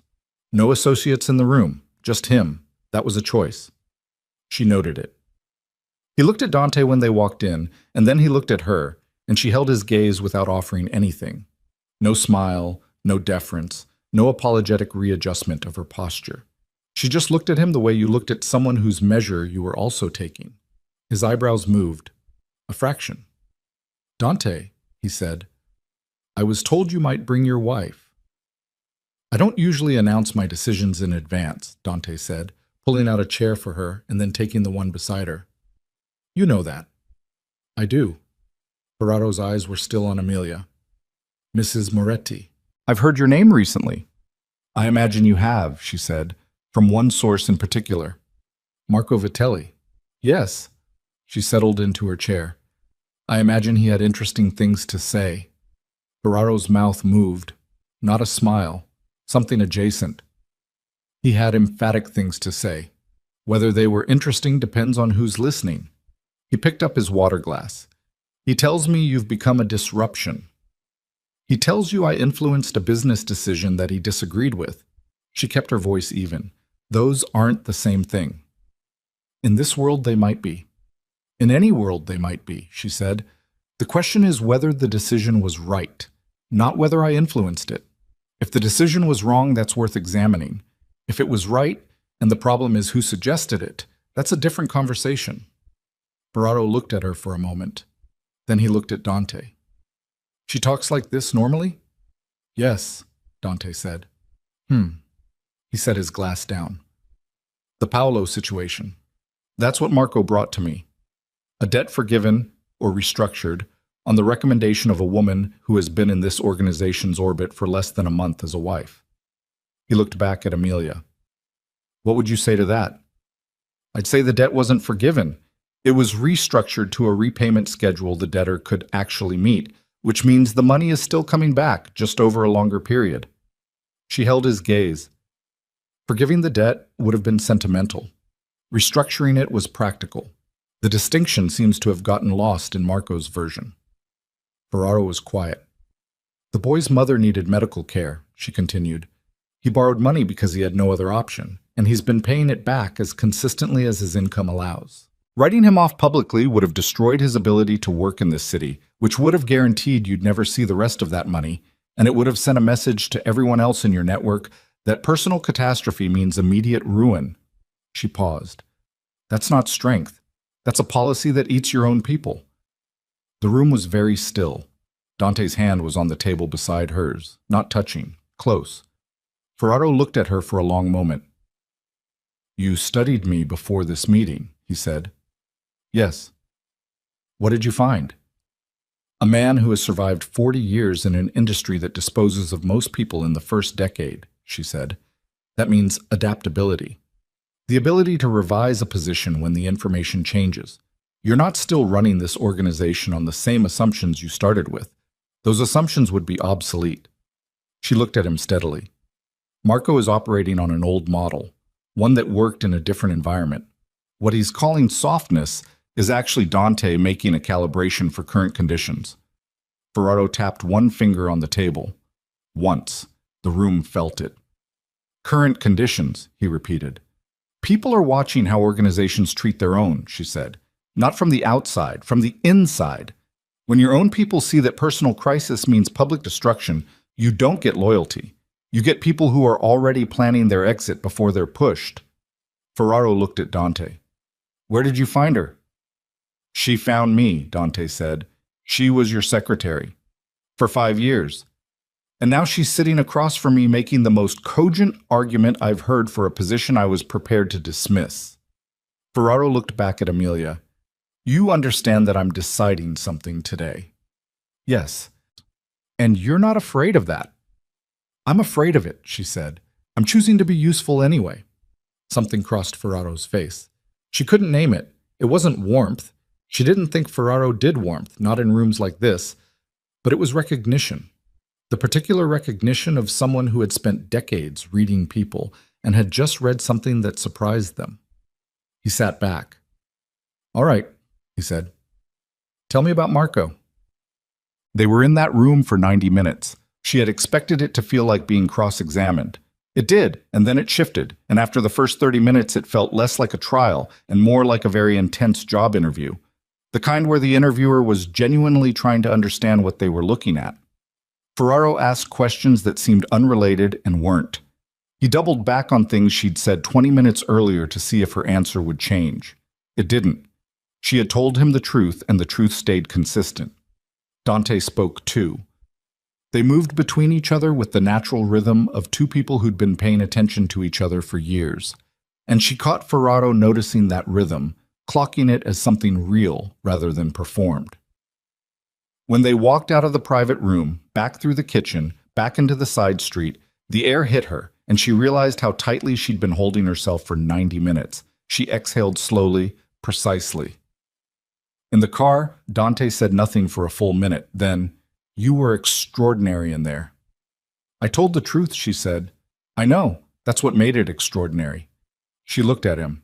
At his profile, the clean, angular line of his jaw, the slight tension still in his shoulders. What do you think he'll do? I think he'll pull Marco's access to Ferraro's network.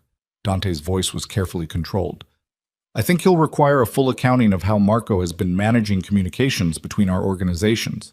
He paused, which means Marco will know within 24 hours that the meeting happened and how it went. And then Marco moves. And then Marco moves. She thought about that. How bad? Bad. He looked at her. I need you to understand, not to frighten you, but because you said you wanted honesty, that Marco doesn't concede. He has never, in 11 years, accepted a situation that didn't go his way without responding to it. He will respond. What kind of response? Dante said, the kind that can't be unsaid. She absorbed that. The car moved through traffic. Outside, the city went about its day with complete indifference. When we get back to the estate, she said, I want a full security briefing. I want to know who's on the property, what the protocols are, and what our vulnerabilities are. She looked at him. Can you do that? Yes. Then let's start there. Jab. The security briefing took 2 hours. Dante walked her through it himself. The camera placements, the gate protocols, the 3-man overnight rotation, the communication system between the house and the 6 people in the wider organization he trusted completely. She asked questions and he answered them, and she noticed somewhere in the second hour that he was looking at her differently than he ever had. Not with the longing she'd caught before, with something that looked like partnership. She didn't say anything about it. They were eating dinner, late, almost 9 o'clock, because neither of them had thought about food until Rosa appeared in the doorway with the quiet insistence of a woman who had learned to maintain domestic structure in difficult circumstances. When Nico called, Dante answered, listened for 30 seconds, and set the phone down on the table. His face had changed. What? She said. Marco went to Ferraro first. Before our meeting, he'd already submitted a formal challenge. Yesterday. His voice was absolutely flat. Ferraro didn't tell us during the meeting. He let us come in without that information. To see how we'd perform without it. Yes. What kind of challenge? A formal request to have me removed from leadership of the Eastern Corridor and replaced. He paused. On the grounds of compromised judgment. He had it ready before today. This wasn't a response to the Paolo decision. He's been building this for months. Dante's jaw tightened. The Paolo situation was just the excuse. The reason, the real reason, is what we thought it was. Ferraro gave him an opening, and Marco used it. She looked at the food in front of her and wasn't hungry anymore. What does Ferraro do with the formal challenge? He has to act on it. It goes through a process. Dante picked up his phone and set it down again. He'll convene a meeting, our side and Marco's side, with Ferraro as the arbitrating authority. We make our case, Marco makes his, Ferraro decides. When? Nico says probably 48 hours. And in the meantime, Marco knows the meeting happened today and that it didn't go the way he wanted. Dante looked at her. He'll want to change the information available to Ferraro before the formal meeting, something that makes what happened today irrelevant. She understood what he wasn't saying. He'll come here. Not him personally. He's too careful for that. Then someone he sends. Dante said nothing, which was confirmation. She picked up her fork and made herself eat. Practical. Fuel. She needed to think clearly, and thinking clearly required a functioning body, and that required food, and this was not the moment to make dramatic gestures about not being hungry. Tell the overnight team to double, she said. And I want Rosa to stay in her room tonight. She doesn't need to be in hallways. Dante looked at her. You're not going to ask me to send you somewhere safer. No. Most people would. I'm not most people. She met his eyes. And this is my house too. Something in his face did what it had been doing increasingly. That shift, that movement. And she still didn't fully have a name for it, but she thought it might be the specific thing that happened when a person who had stopped expecting to be surprised found themselves surprised anyway. He made the calls. She cleared the table because Rosa had already been told to stay in her room, and the act of doing something physical and finite helped her think. She washed 2 plates and dried them and put them away and stood at the kitchen counter breathing steadily. The house was quiet. The doubled security team was in place. Dante was in the study making more calls, low and rapid, the specific cadence of a man pulling resources. She went upstairs. She didn't go to her room. She went to the small sitting room at the end of the second-floor hallway, the one with windows that looked out over the front gate in the driveway, and she sat in a chair where she could see the approach. She wasn't going to sleep. She sat with her hands loose in her lap and her eyes on the gate and the quiet street beyond it, and she thought about everything that had led to this chair in this window. Her father's letter on the kitchen table, the contract at 3 in the morning, Paolo, the broken glass in the corner of the meeting room, Nico's voice on the phone, careful and precise, handing her a grenade. She thought about Dante saying, "I looked into your father's circumstances, and I found you." And she thought about how that could be the most romantic thing anyone had ever said to her, and one of the most troubling at the same time. And she thought about how people were like that, how the things that made you love someone and the things that made you want to throw something at them were often exactly the same things, wearing different coats. She wasn't resolved. She wanted to be clear with herself about that. The anger was still there, metabolizing slowly. She hadn't forgiven him because you didn't forgive people on a deadline, and she wasn't going to perform resolution she hadn't actually reached. But she was sitting at his window watching his gate at 11 at night, and she was doing it freely, and that was its own kind of answer to a question she hadn't fully articulated yet. An hour passed. Dante appeared in the doorway of the sitting room. He had a jacket on over his shirt now, and he stood in the doorway and looked at her at the window. "You should rest," he said. "I know." "You're not going to." "No." He came and sat in the chair across from her. He didn't try to talk her into leaving. He just sat down with her and looked at the same window, the same dark driveway, and they were quiet together. 20 minutes passed. Then all the lights went out. Not a flicker. Not a gradual dimming. All of them, inside and outside, gone at once, leaving nothing but the faint ambient glow of the city sky beyond the walls. Dante was on his feet before she was. "Power cut," he said. His voice had changed completely. The quiet man at the window was gone. This was the other one. Deliberate. "Stay here." Dante. "Stay here?" He pulled something from inside his jacket. A phone, she realized, already calling, and moved to the door. "Don't leave this room until I come back for you." She heard him on the call. Short, fast, operational. And then his footsteps moving down the hallway, and then nothing. She stood in the dark sitting room and listened to the house. The quiet was wrong. There was a quality to it that she recognized from a different context, from the particular silence of a room where a serious conversation had just been ended and everyone was waiting for what came next. Held breath silence.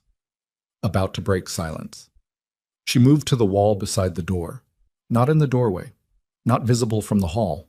She put her back against the wall and stood very still and thought about every practical thing she knew about this floor. The layout, the exits, the distance to the main staircase, the door at the far end that led to the back stairs Rosa used. She heard the front door open. Not the alarm. The alarm was dead with the power. Just the sound of the front door, which she had learned over weeks, had a specific soft resistance when it opened because the weather stripping was slightly too thick on the bottom edge. She heard that resistance. She heard it release.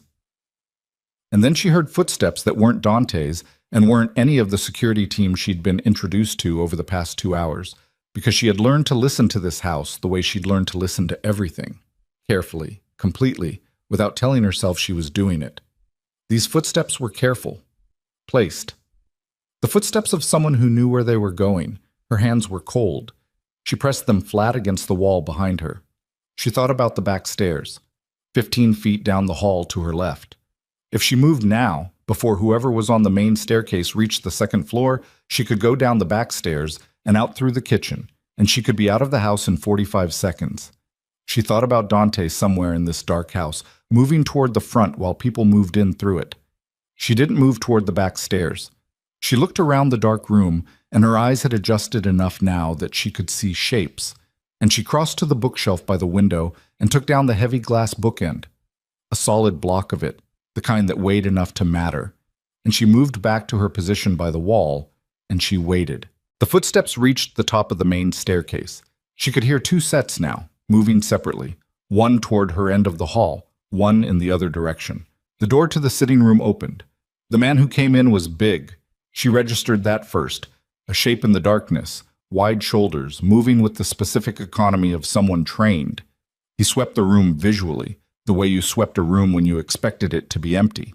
He didn't look at the wall immediately to his right. She stepped out and hit him across the back of the skull with the bookend, and the sound it made was horrible. And she didn't stop to think about that. She just stepped back as he went down, and the sound of him hitting the floor was very loud in the dark, quiet house. Her hands were shaking. She registered that and set it aside. From somewhere below, she heard shouting, Dante's voice, and another voice, and then the specific crash of furniture, and then a sound she'd never heard in her life but recognized immediately from somewhere instinctive and animal, a gunshot. Her heart rate spiked so hard she felt it in her jaw. She moved, out the door, down the hall, not toward the back stairs, toward the main staircase, toward the sound, because something had overridden the rational calculation about exits and had replaced it with something blunt and non-negotiable that said, he's down there, and that was all it said. The second man stepped out of a doorway ahead of her, and she was moving too fast to stop, and they collided. She hit him with her shoulder, all her weight forward, and he grabbed her arm, and she went into the wall and felt the impact in her teeth, and his grip was on her wrist, and he was pulling her back, and she twisted, hard, the way that felt wrong, and wrenched at the shoulder socket, and she pulled free. She ran. The main staircase. Down. The foyer below was dark, and she was at the bottom, and she heard, to her left, the front sitting room. She heard a voice she recognized, Dante's, very controlled, saying, "That's enough." She went left. The front sitting room, 3 men in it that she could see, one of Dante's security on the floor. Not moving, but breathing. She could see the breathing. 2 men she didn't recognize, and Dante, who had his back to the fireplace and blood on his face from somewhere above his left eye, and the gun that one of the strangers had pointed at him from 6 feet away. All of it in the faint light that came through the windows. She stepped into the doorway and said, "Stop." Every head turned. The man with the gun looked at her. Amelia Russo, blazer disheveled, shoulder aching, standing in the doorway with a glass bookend in her hand and her heart hammering so hard she could feel it in her fingertips. "Amelia," Dante's voice was very quiet. "Get out of this room." "No." "I'm telling you, I heard you." She looked at the man with the gun. "I know who sent you." The man said nothing. "Marco Vitelli." She held his gaze. "He told you this would be clean and fast and that nobody would know the order came from him. He told you that removing Dante tonight would resolve the situation before the Ferraro meeting." She paused. "He didn't tell you that Ferraro has already seen what he's doing, that the challenge Marco filed has been reviewed, and that Ferraro's people are going to be in this house in approximately—" She stopped, made herself be still. "In approximately 15 minutes, because Nico Beretti made a call tonight when the power went out. And Nico's people are Ferraro's people." She didn't know if that last part was true. She was making a calculation based on what she knew of Nico's relationships, and she was doing it in a dark room with a gun pointed at the man she did not finish the thought. "Killing Dante tonight doesn't save Marco," she said. "It makes him the person who forced Ferraro's hand, and Ferraro does not like having his hand forced." She looked at the man steadily.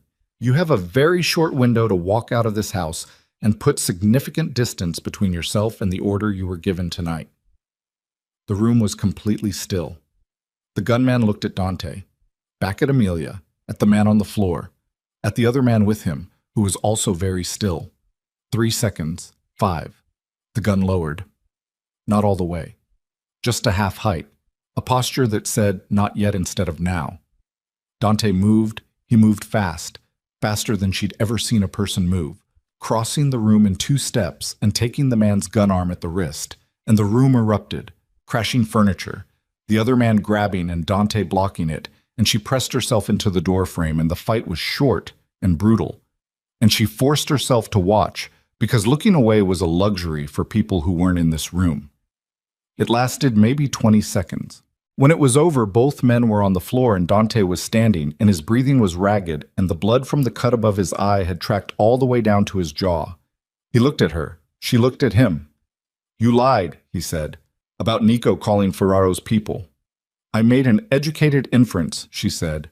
"It worked." His chest was heaving. He pressed the back of his hand against his eyebrow, checking the blood. His eyes didn't leave her face. "You could have been shot," he said. "Yes. You walked into a room where someone had a gun pointed at me and you—" He stopped. "I know what I did." Amelia. Her name in his mouth sounded like something she didn't have a category for, like it had weight it hadn't had before, like saying it was an act that required something from him. From outside the house, and she could hear it clearly now, the sound of vehicles on the driveway. Headlights swept through the windows. Multiple cars. Moving fast. "That'll be Nico," Dante said. He hadn't looked away from her. "Then you should go deal with it." In a second. He crossed the room in 3 steps, and his hand came up to her face. Not gentle exactly, but careful, the way you were careful with something that mattered. And he tilted her chin slightly and looked at her in the faint light sweeping through the windows. "Are you hurt?" "My shoulder. I went into a wall upstairs. I'm fine." "You don't know if you're fine until—" "Dante." She put her hand over his, on her face, held it there. "Go deal with what's outside. I'll be here." He looked at her for one more moment. Then he went. She stood in the ruined sitting room with 2 unconscious men on the floor and one of Dante's security team starting to come around against the far wall, and she felt the shaking arrive. The delayed kind, the kind the body held off until the crisis passed. She let it come. She sat down on the arm of an overturned chair and let her hand shake and breathe through it and didn't try to make it stop. Outside voices, Nico's among them, the organized sound of people who knew what they were doing, taking charge of a situation. Inside, her, sitting in the dark, waiting for the shaking to run its course. She thought about Dante's hand on her face, about the way he'd said her name. She thought about all of it, the contract and the coffee maker, and the lies and the truths and the room she'd walked into tonight, with a glass bookend and her heart in her throat. And she thought, there is no version of this story where I am not already in love with him. She had known it for a while. She had been managing it, negotiating with it, keeping it at arm's length with the conditions and the boundaries and the careful architecture of not yet. The architecture was gone now. The wall was down. She was sitting in the rubble of it, and she was still shaking, and her shoulder hurt, and there was blood on the floor of the sitting room that might be Dante's, and she was more certain of that one fact than she had been of anything in a very long time. Outside, the voices resolved into organization. She waited. The shaking stopped after 11 minutes.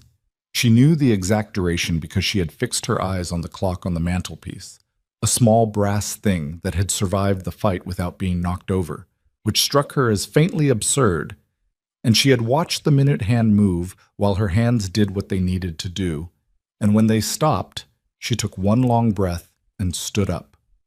The security team member against the far wall had regained consciousness. His name was Tomas. She had learned all their names during the briefing, and he was sitting up with his hand pressed to the back of his head, looking at the 2 men on the floor with the particular expression of someone recalibrating. "Can you stand?" she asked. "Yes, ma'am." He was already trying.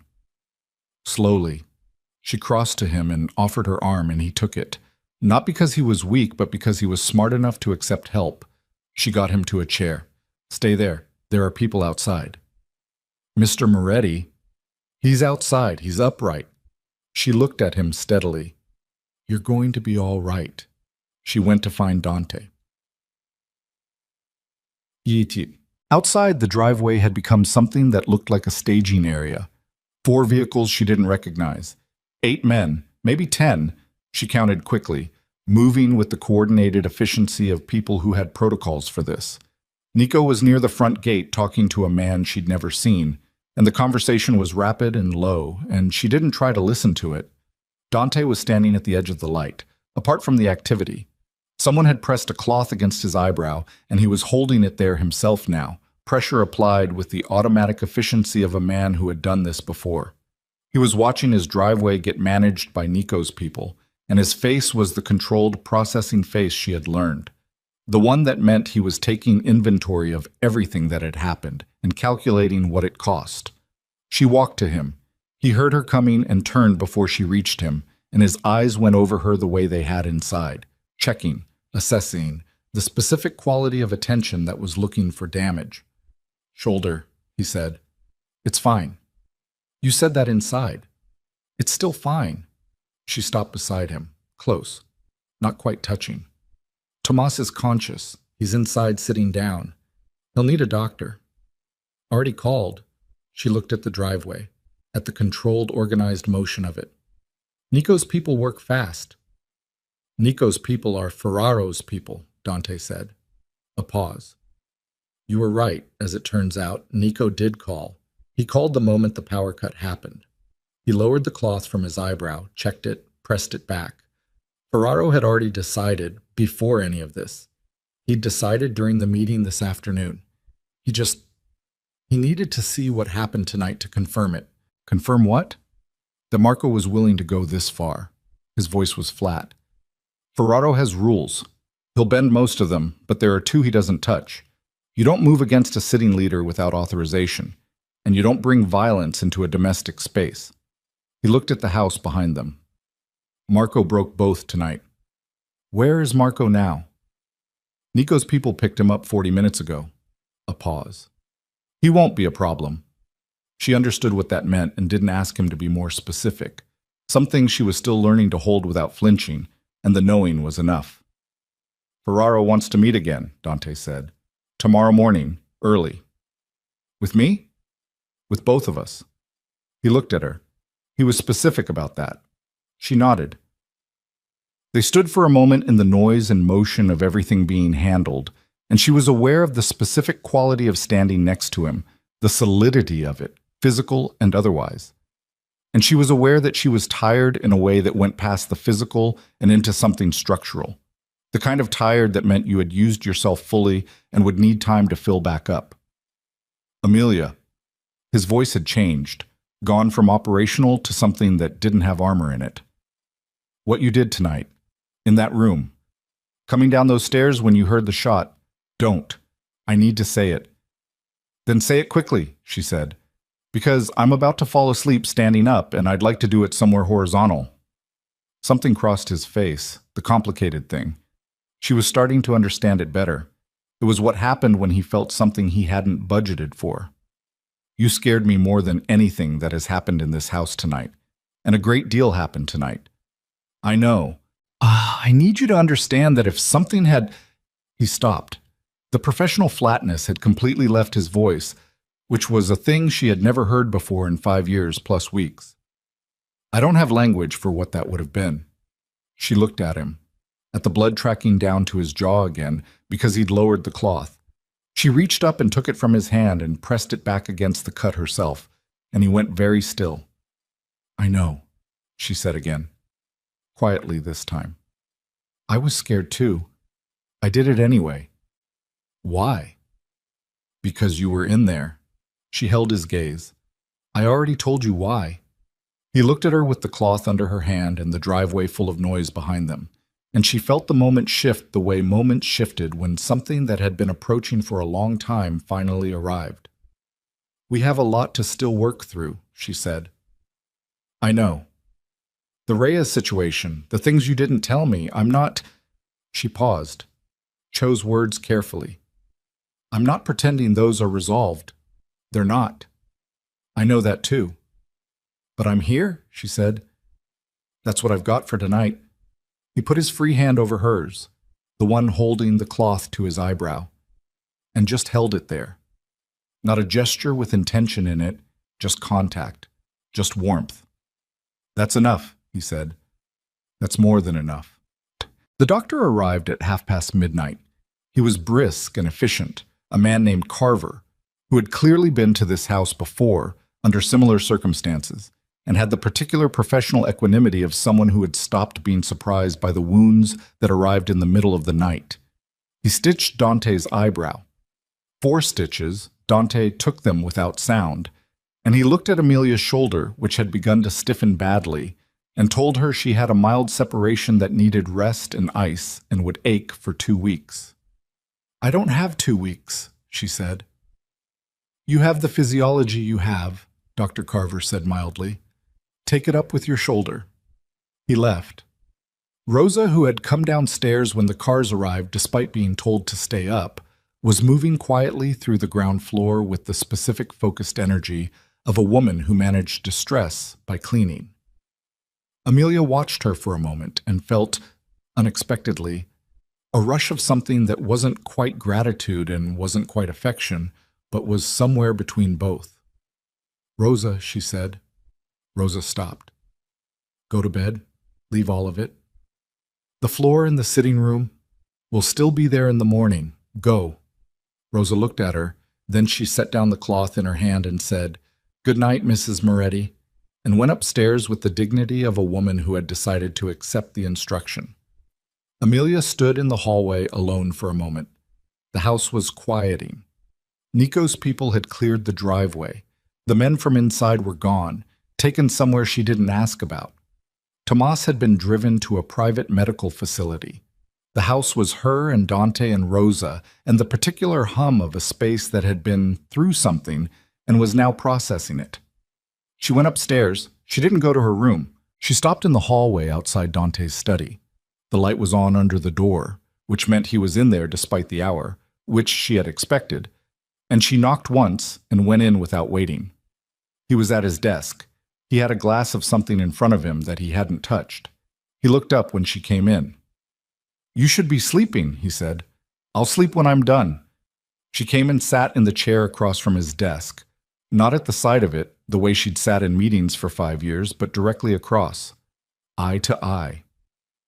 "Tell me about Callum Reyes, the full version, not what you gave me before." He looked at her for a moment, then he sat back. "Reyes worked for me for 6 years," he said. "He was good at his job, which was introductions, connecting people who needed resources with resources that were available, legal in the technical sense, gray in the practical one." He turned the glass on his desk without picking it up. "About 5 years ago, I started noticing that his introductions weren't always balanced. He was finding people who were desperate, specifically desperate, people whose judgment was compromised by the desperation, and he was steering them toward terms that were advantageous to him. Kickbacks. He was taking money from both sides. Did you know when he approached my father? No. I knew Reyes was becoming a problem, but I didn't have specifics yet. By the time my review identified your father's loan as one of Reyes's introductions, you had been working for me for over a year and your father had been paying, slowly but paying. So you reviewed the loan and recognized my father's name. Yes. She absorbed that. And you said nothing to me. What would I have said? His voice was level but not cold, honest in the way things were when they were uncomfortable. Your father had borrowed the money freely. The terms were recorded. He was meeting them as best he could. Telling you would have... He stopped. I told myself telling you would have caused harm without purpose. I'm aware that wasn't entirely the reason. What was the other reason? I didn't want you to leave.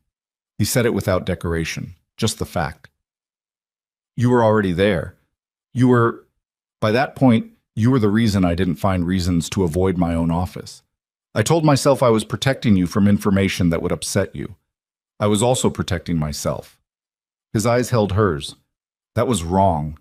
It was the kind of wrong that compounds because it doesn't announce itself. It just becomes part of the foundation you're both standing on, and you can't pull it out without destabilizing everything. And the marriage contract, using the debt as the opening. Also wrong, differently wrong, but wrong. He put his hands flat on the desk. I have spent 40 years in a world where leverage is the primary language. You have a problem, you find the point of pressure that solves it. I applied that framework to something it had no business touching. He looked at her. I knew it was wrong when I did it. I did it anyway because I was afraid if I simply asked you, you would say no, and I would have no mechanism to make you reconsider. Dante. I know. You cannot build love on a mechanism. She leaned forward slightly. You understand that, right? Not because it's wrong in principle, though it is, but because it doesn't work. You can build compliance on a mechanism. You can build proximity. But not this. She paused. Not whatever this is. I understand that now. He looked at her. I'm not sure I fully understood it before you made me understand it. By arguing with you constantly. By being exactly who you are. consistently, without adjusting for my comfort. Something in his face softened. Not went soft, but released slightly, like a fist unclenching. No one has ever done that. In my entire adult life, the people around me have adjusted. They've calibrated to what I needed, or what they thought I needed, or what served them best. You never did. You're my boss. Were my boss, she paused. I didn't calibrate to you because I was too busy doing the job. I know. That's what made it... He stopped. Made it what? He was quiet for a moment. The first time you told me my office layout was inefficient, I went home and I laughed. Genuinely laughed, alone, which I hadn't done in a long time. He looked at the glass he still hadn't touched. I didn't know what to do with someone who told me the truth, because the truth was useful, not because they were trying to get something from me. She looked at him across the desk, at the stitches above his eye, at the hands flat on the surface between them. I'm angry with you, she said. I want to be clear about that. What you withheld, the way the contract was structured, the mechanism, I'm still angry. That doesn't resolve because of last night. I know. But I've thought about what anger is for, she said. Anger is information. It tells you something was wrong, and it tells you to pay attention, and it keeps you honest while you figure out what to do next. She held his gaze. It's not a conclusion. It's not a verdict. It's data. He was very still. So here's what I know, she said. I know you made wrong decisions.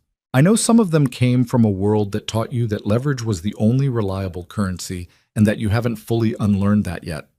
I know you cut Reyes loose when you saw what he actually was. I know you restructured Paolo's debt when I asked you to. I know you put a coffee maker in my room without being asked, and that you remember I skipped meals and that for 5 years you listened to me more carefully than anyone in my life has ever listened to me.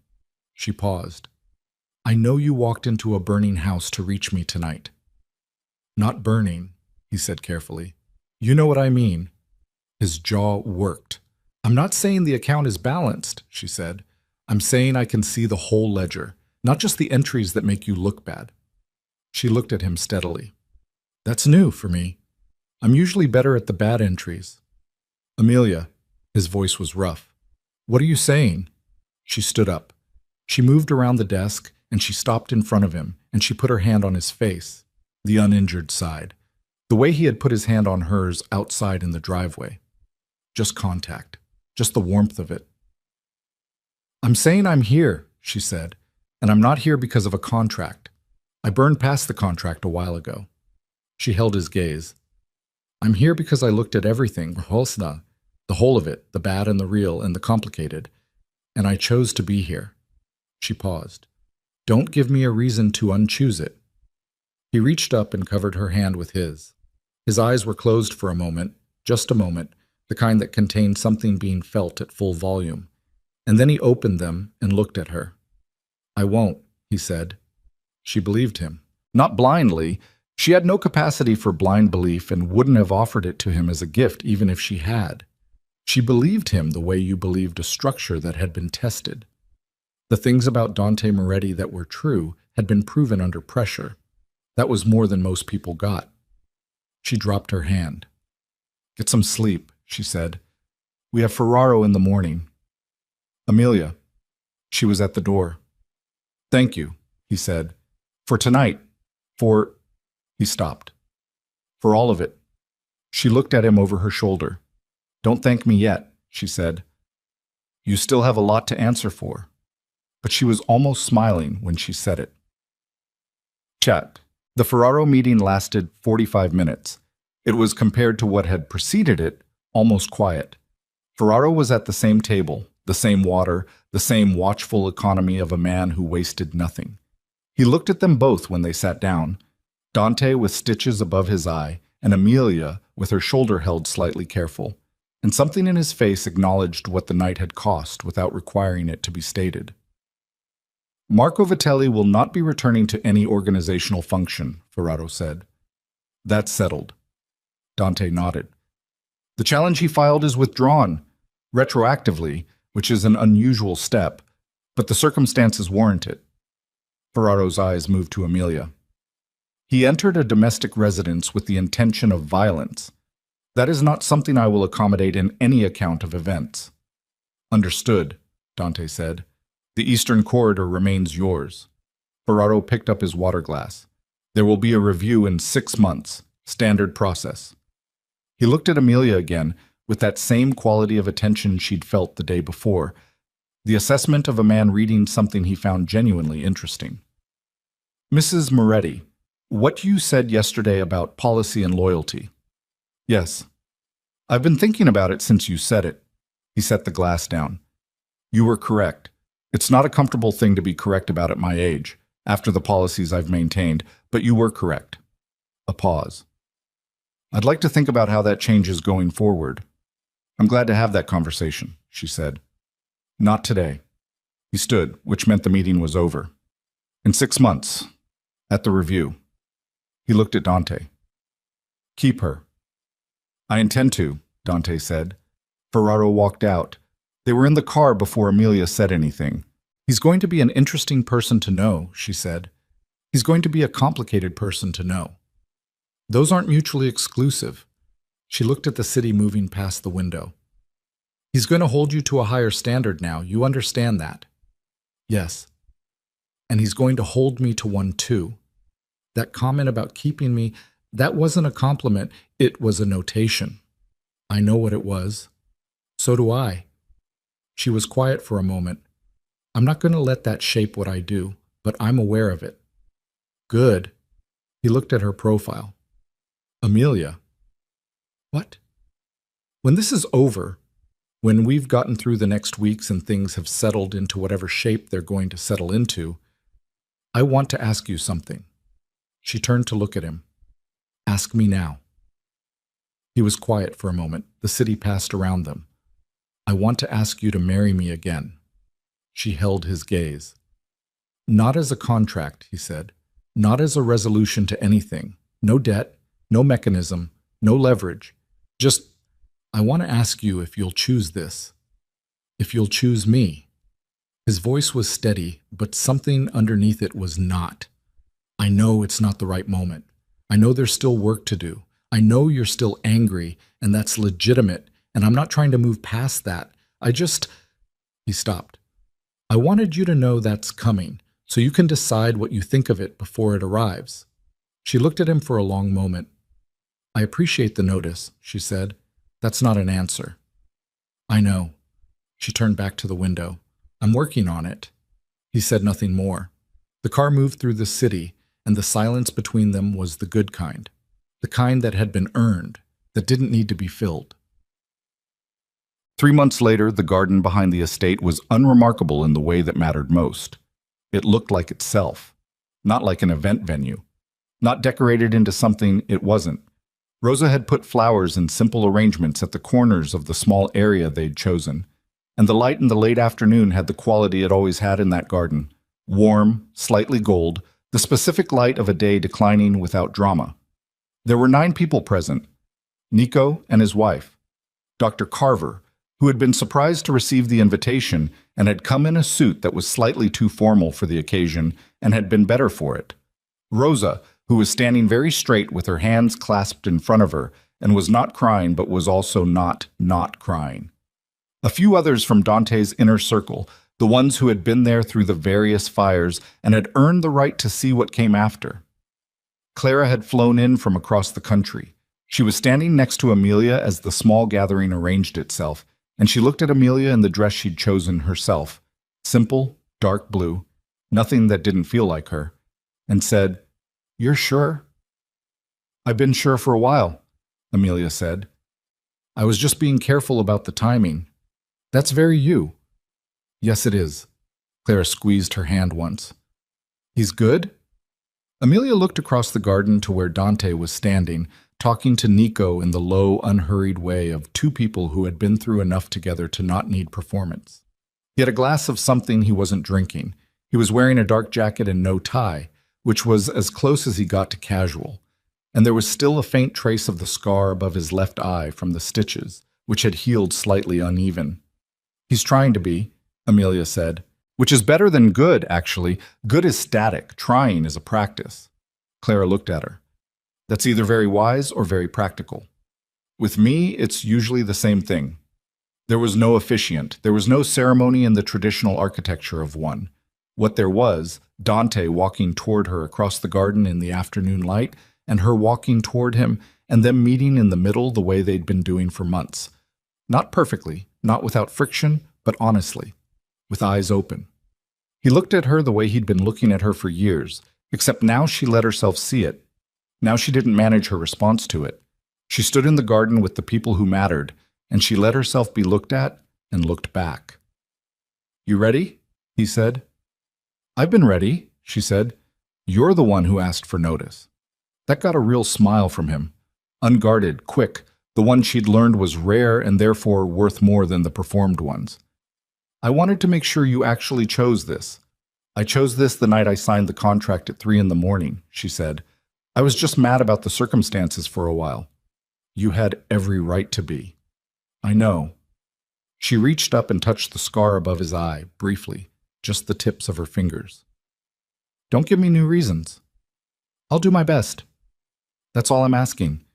They stood close enough that she could feel the warmth of him in the cooling afternoon, and Rosa was definitely crying now from across the garden, and Clara was doing the thing where she pressed her lips together so she wouldn't make noise, and Nico was looking at the sky with the studied neutrality of a man pretending not to be moved. She thought about her father, about a man who had made a bad decision from a place of desperation and love, trying to protect what he had without asking for help. She thought about the fact that he had died not knowing how it would unfold, that the debt and the name Moretti would become something other than a tragedy. She thought about sitting at his kitchen table with the letter in her hands and believing that was the end of a story. It had been the beginning of one. She thought about 5 years of Monday mornings and the lamp in the corner and the coffee maker and the way the truth came out in layers. And she thought about the sitting room at 3 in the morning 3 months ago with her hands shaking and the man she loved standing in the dark. She thought, he spent years watching me from a distance because he didn't know how to say the thing without ruining it. She thought, I spent years watching him from a distance for exactly the same reason. They had both been wrong about the method. They had not been wrong about the thing itself. "Amelia Russo," Dante said. His voice was very quiet. The people in the garden could probably not hear him. That was deliberate. "Dante Moretti," she said. "I'm asking you again." "I know you are." "Will you—" "Yes," she said. He stopped. "You didn't let me finish," he said. "You've been working up to it for 5 years." She held his gaze. "Yes, now finish." Something moved through his face, all of it at once. The things he usually kept managed, the things she had slowly learned to read. She thought she saw relief again, the way she'd seen it the morning she brought back the signed contract, except this time it was larger and had more territory in it. He said, "Will you stay? Not because of anything except that you want to." "Yes," she said again.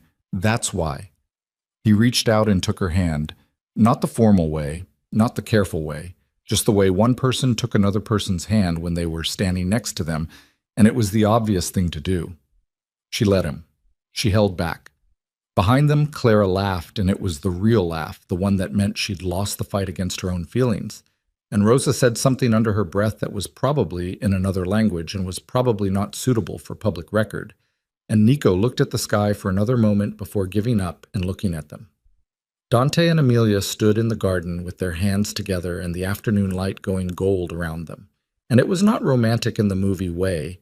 There were no vows composed in beautiful language, no music, no arch of flowers.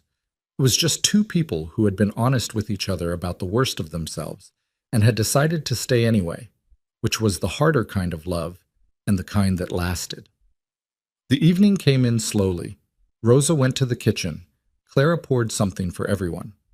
Nico told a story that was probably not entirely true but was very funny, and Dante stood next to Amelia at the edge of the gathering with their shoulders touching and said nothing, which was enough. There was still work to do. She knew that. The 6-month review with Ferraro, which would require her to be exactly who she was, in a room full of people who were still calibrating what she meant in this world. The longer conversation with Dante about Reyes and the 5 years of knowing and the choices made in that time, they had started it and would keep starting it in pieces, until the shape of it was fully held between them.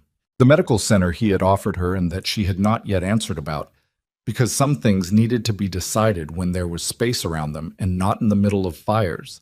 She knew all of it was still coming. She was not afraid of it. She had walked into Ferraro's private room with a clear head and a steady voice. She had stood in a dark sitting room with a glass bookend and made a calculation that worked. She had sat at her father's kitchen table at 3 a.m. and signed her name to something she didn't fully understand, and that had turned out to be the beginning of the most complicated and honest and real thing that had ever happened to her. She was the woman who had spent 5 years as a secretary, careful and competent and contained, telling herself she wasn't paying attention to the man across the desk. She was the woman who had been angry enough to shake and clear-eyed enough to stay. She was the woman who had chosen this. Not because it was easy, not because the foundation wasn't cracked in places she was still learning, not because the world they were navigating was anything other than dangerous and imperfect and demanding of everything she had. She had chosen it because the man beside her was trying, because trying, sustained and honest, was the closest thing to proof that a person could give, because she had looked at all of it, the bad decisions and the real feelings and the lamp in the corner and the blood on the sitting room floor. And she had decided that imperfect and honest was worth more than perfect and safe. Dante said, "You're thinking." "I'm always thinking." "What about?" She looked at him. "That I'm glad I signed the contract," she said. He looked at her for a moment. "Even given everything, because of everything." She turned back to the garden, to Clara laughing at something Nico had said, and Rosa carrying a tray with the exact posture of a woman who considered domestic grace to be its own form of resistance. "The contract got me in the door. Everything after is ours." He was quiet. Then, "Ours." "Ours," she said. "Get used to it." The last light went out of the garden slowly, the way good things ended, without hurry, without drama, leaving something behind it that would be there in the morning. She stayed until it was gone, and then she went inside.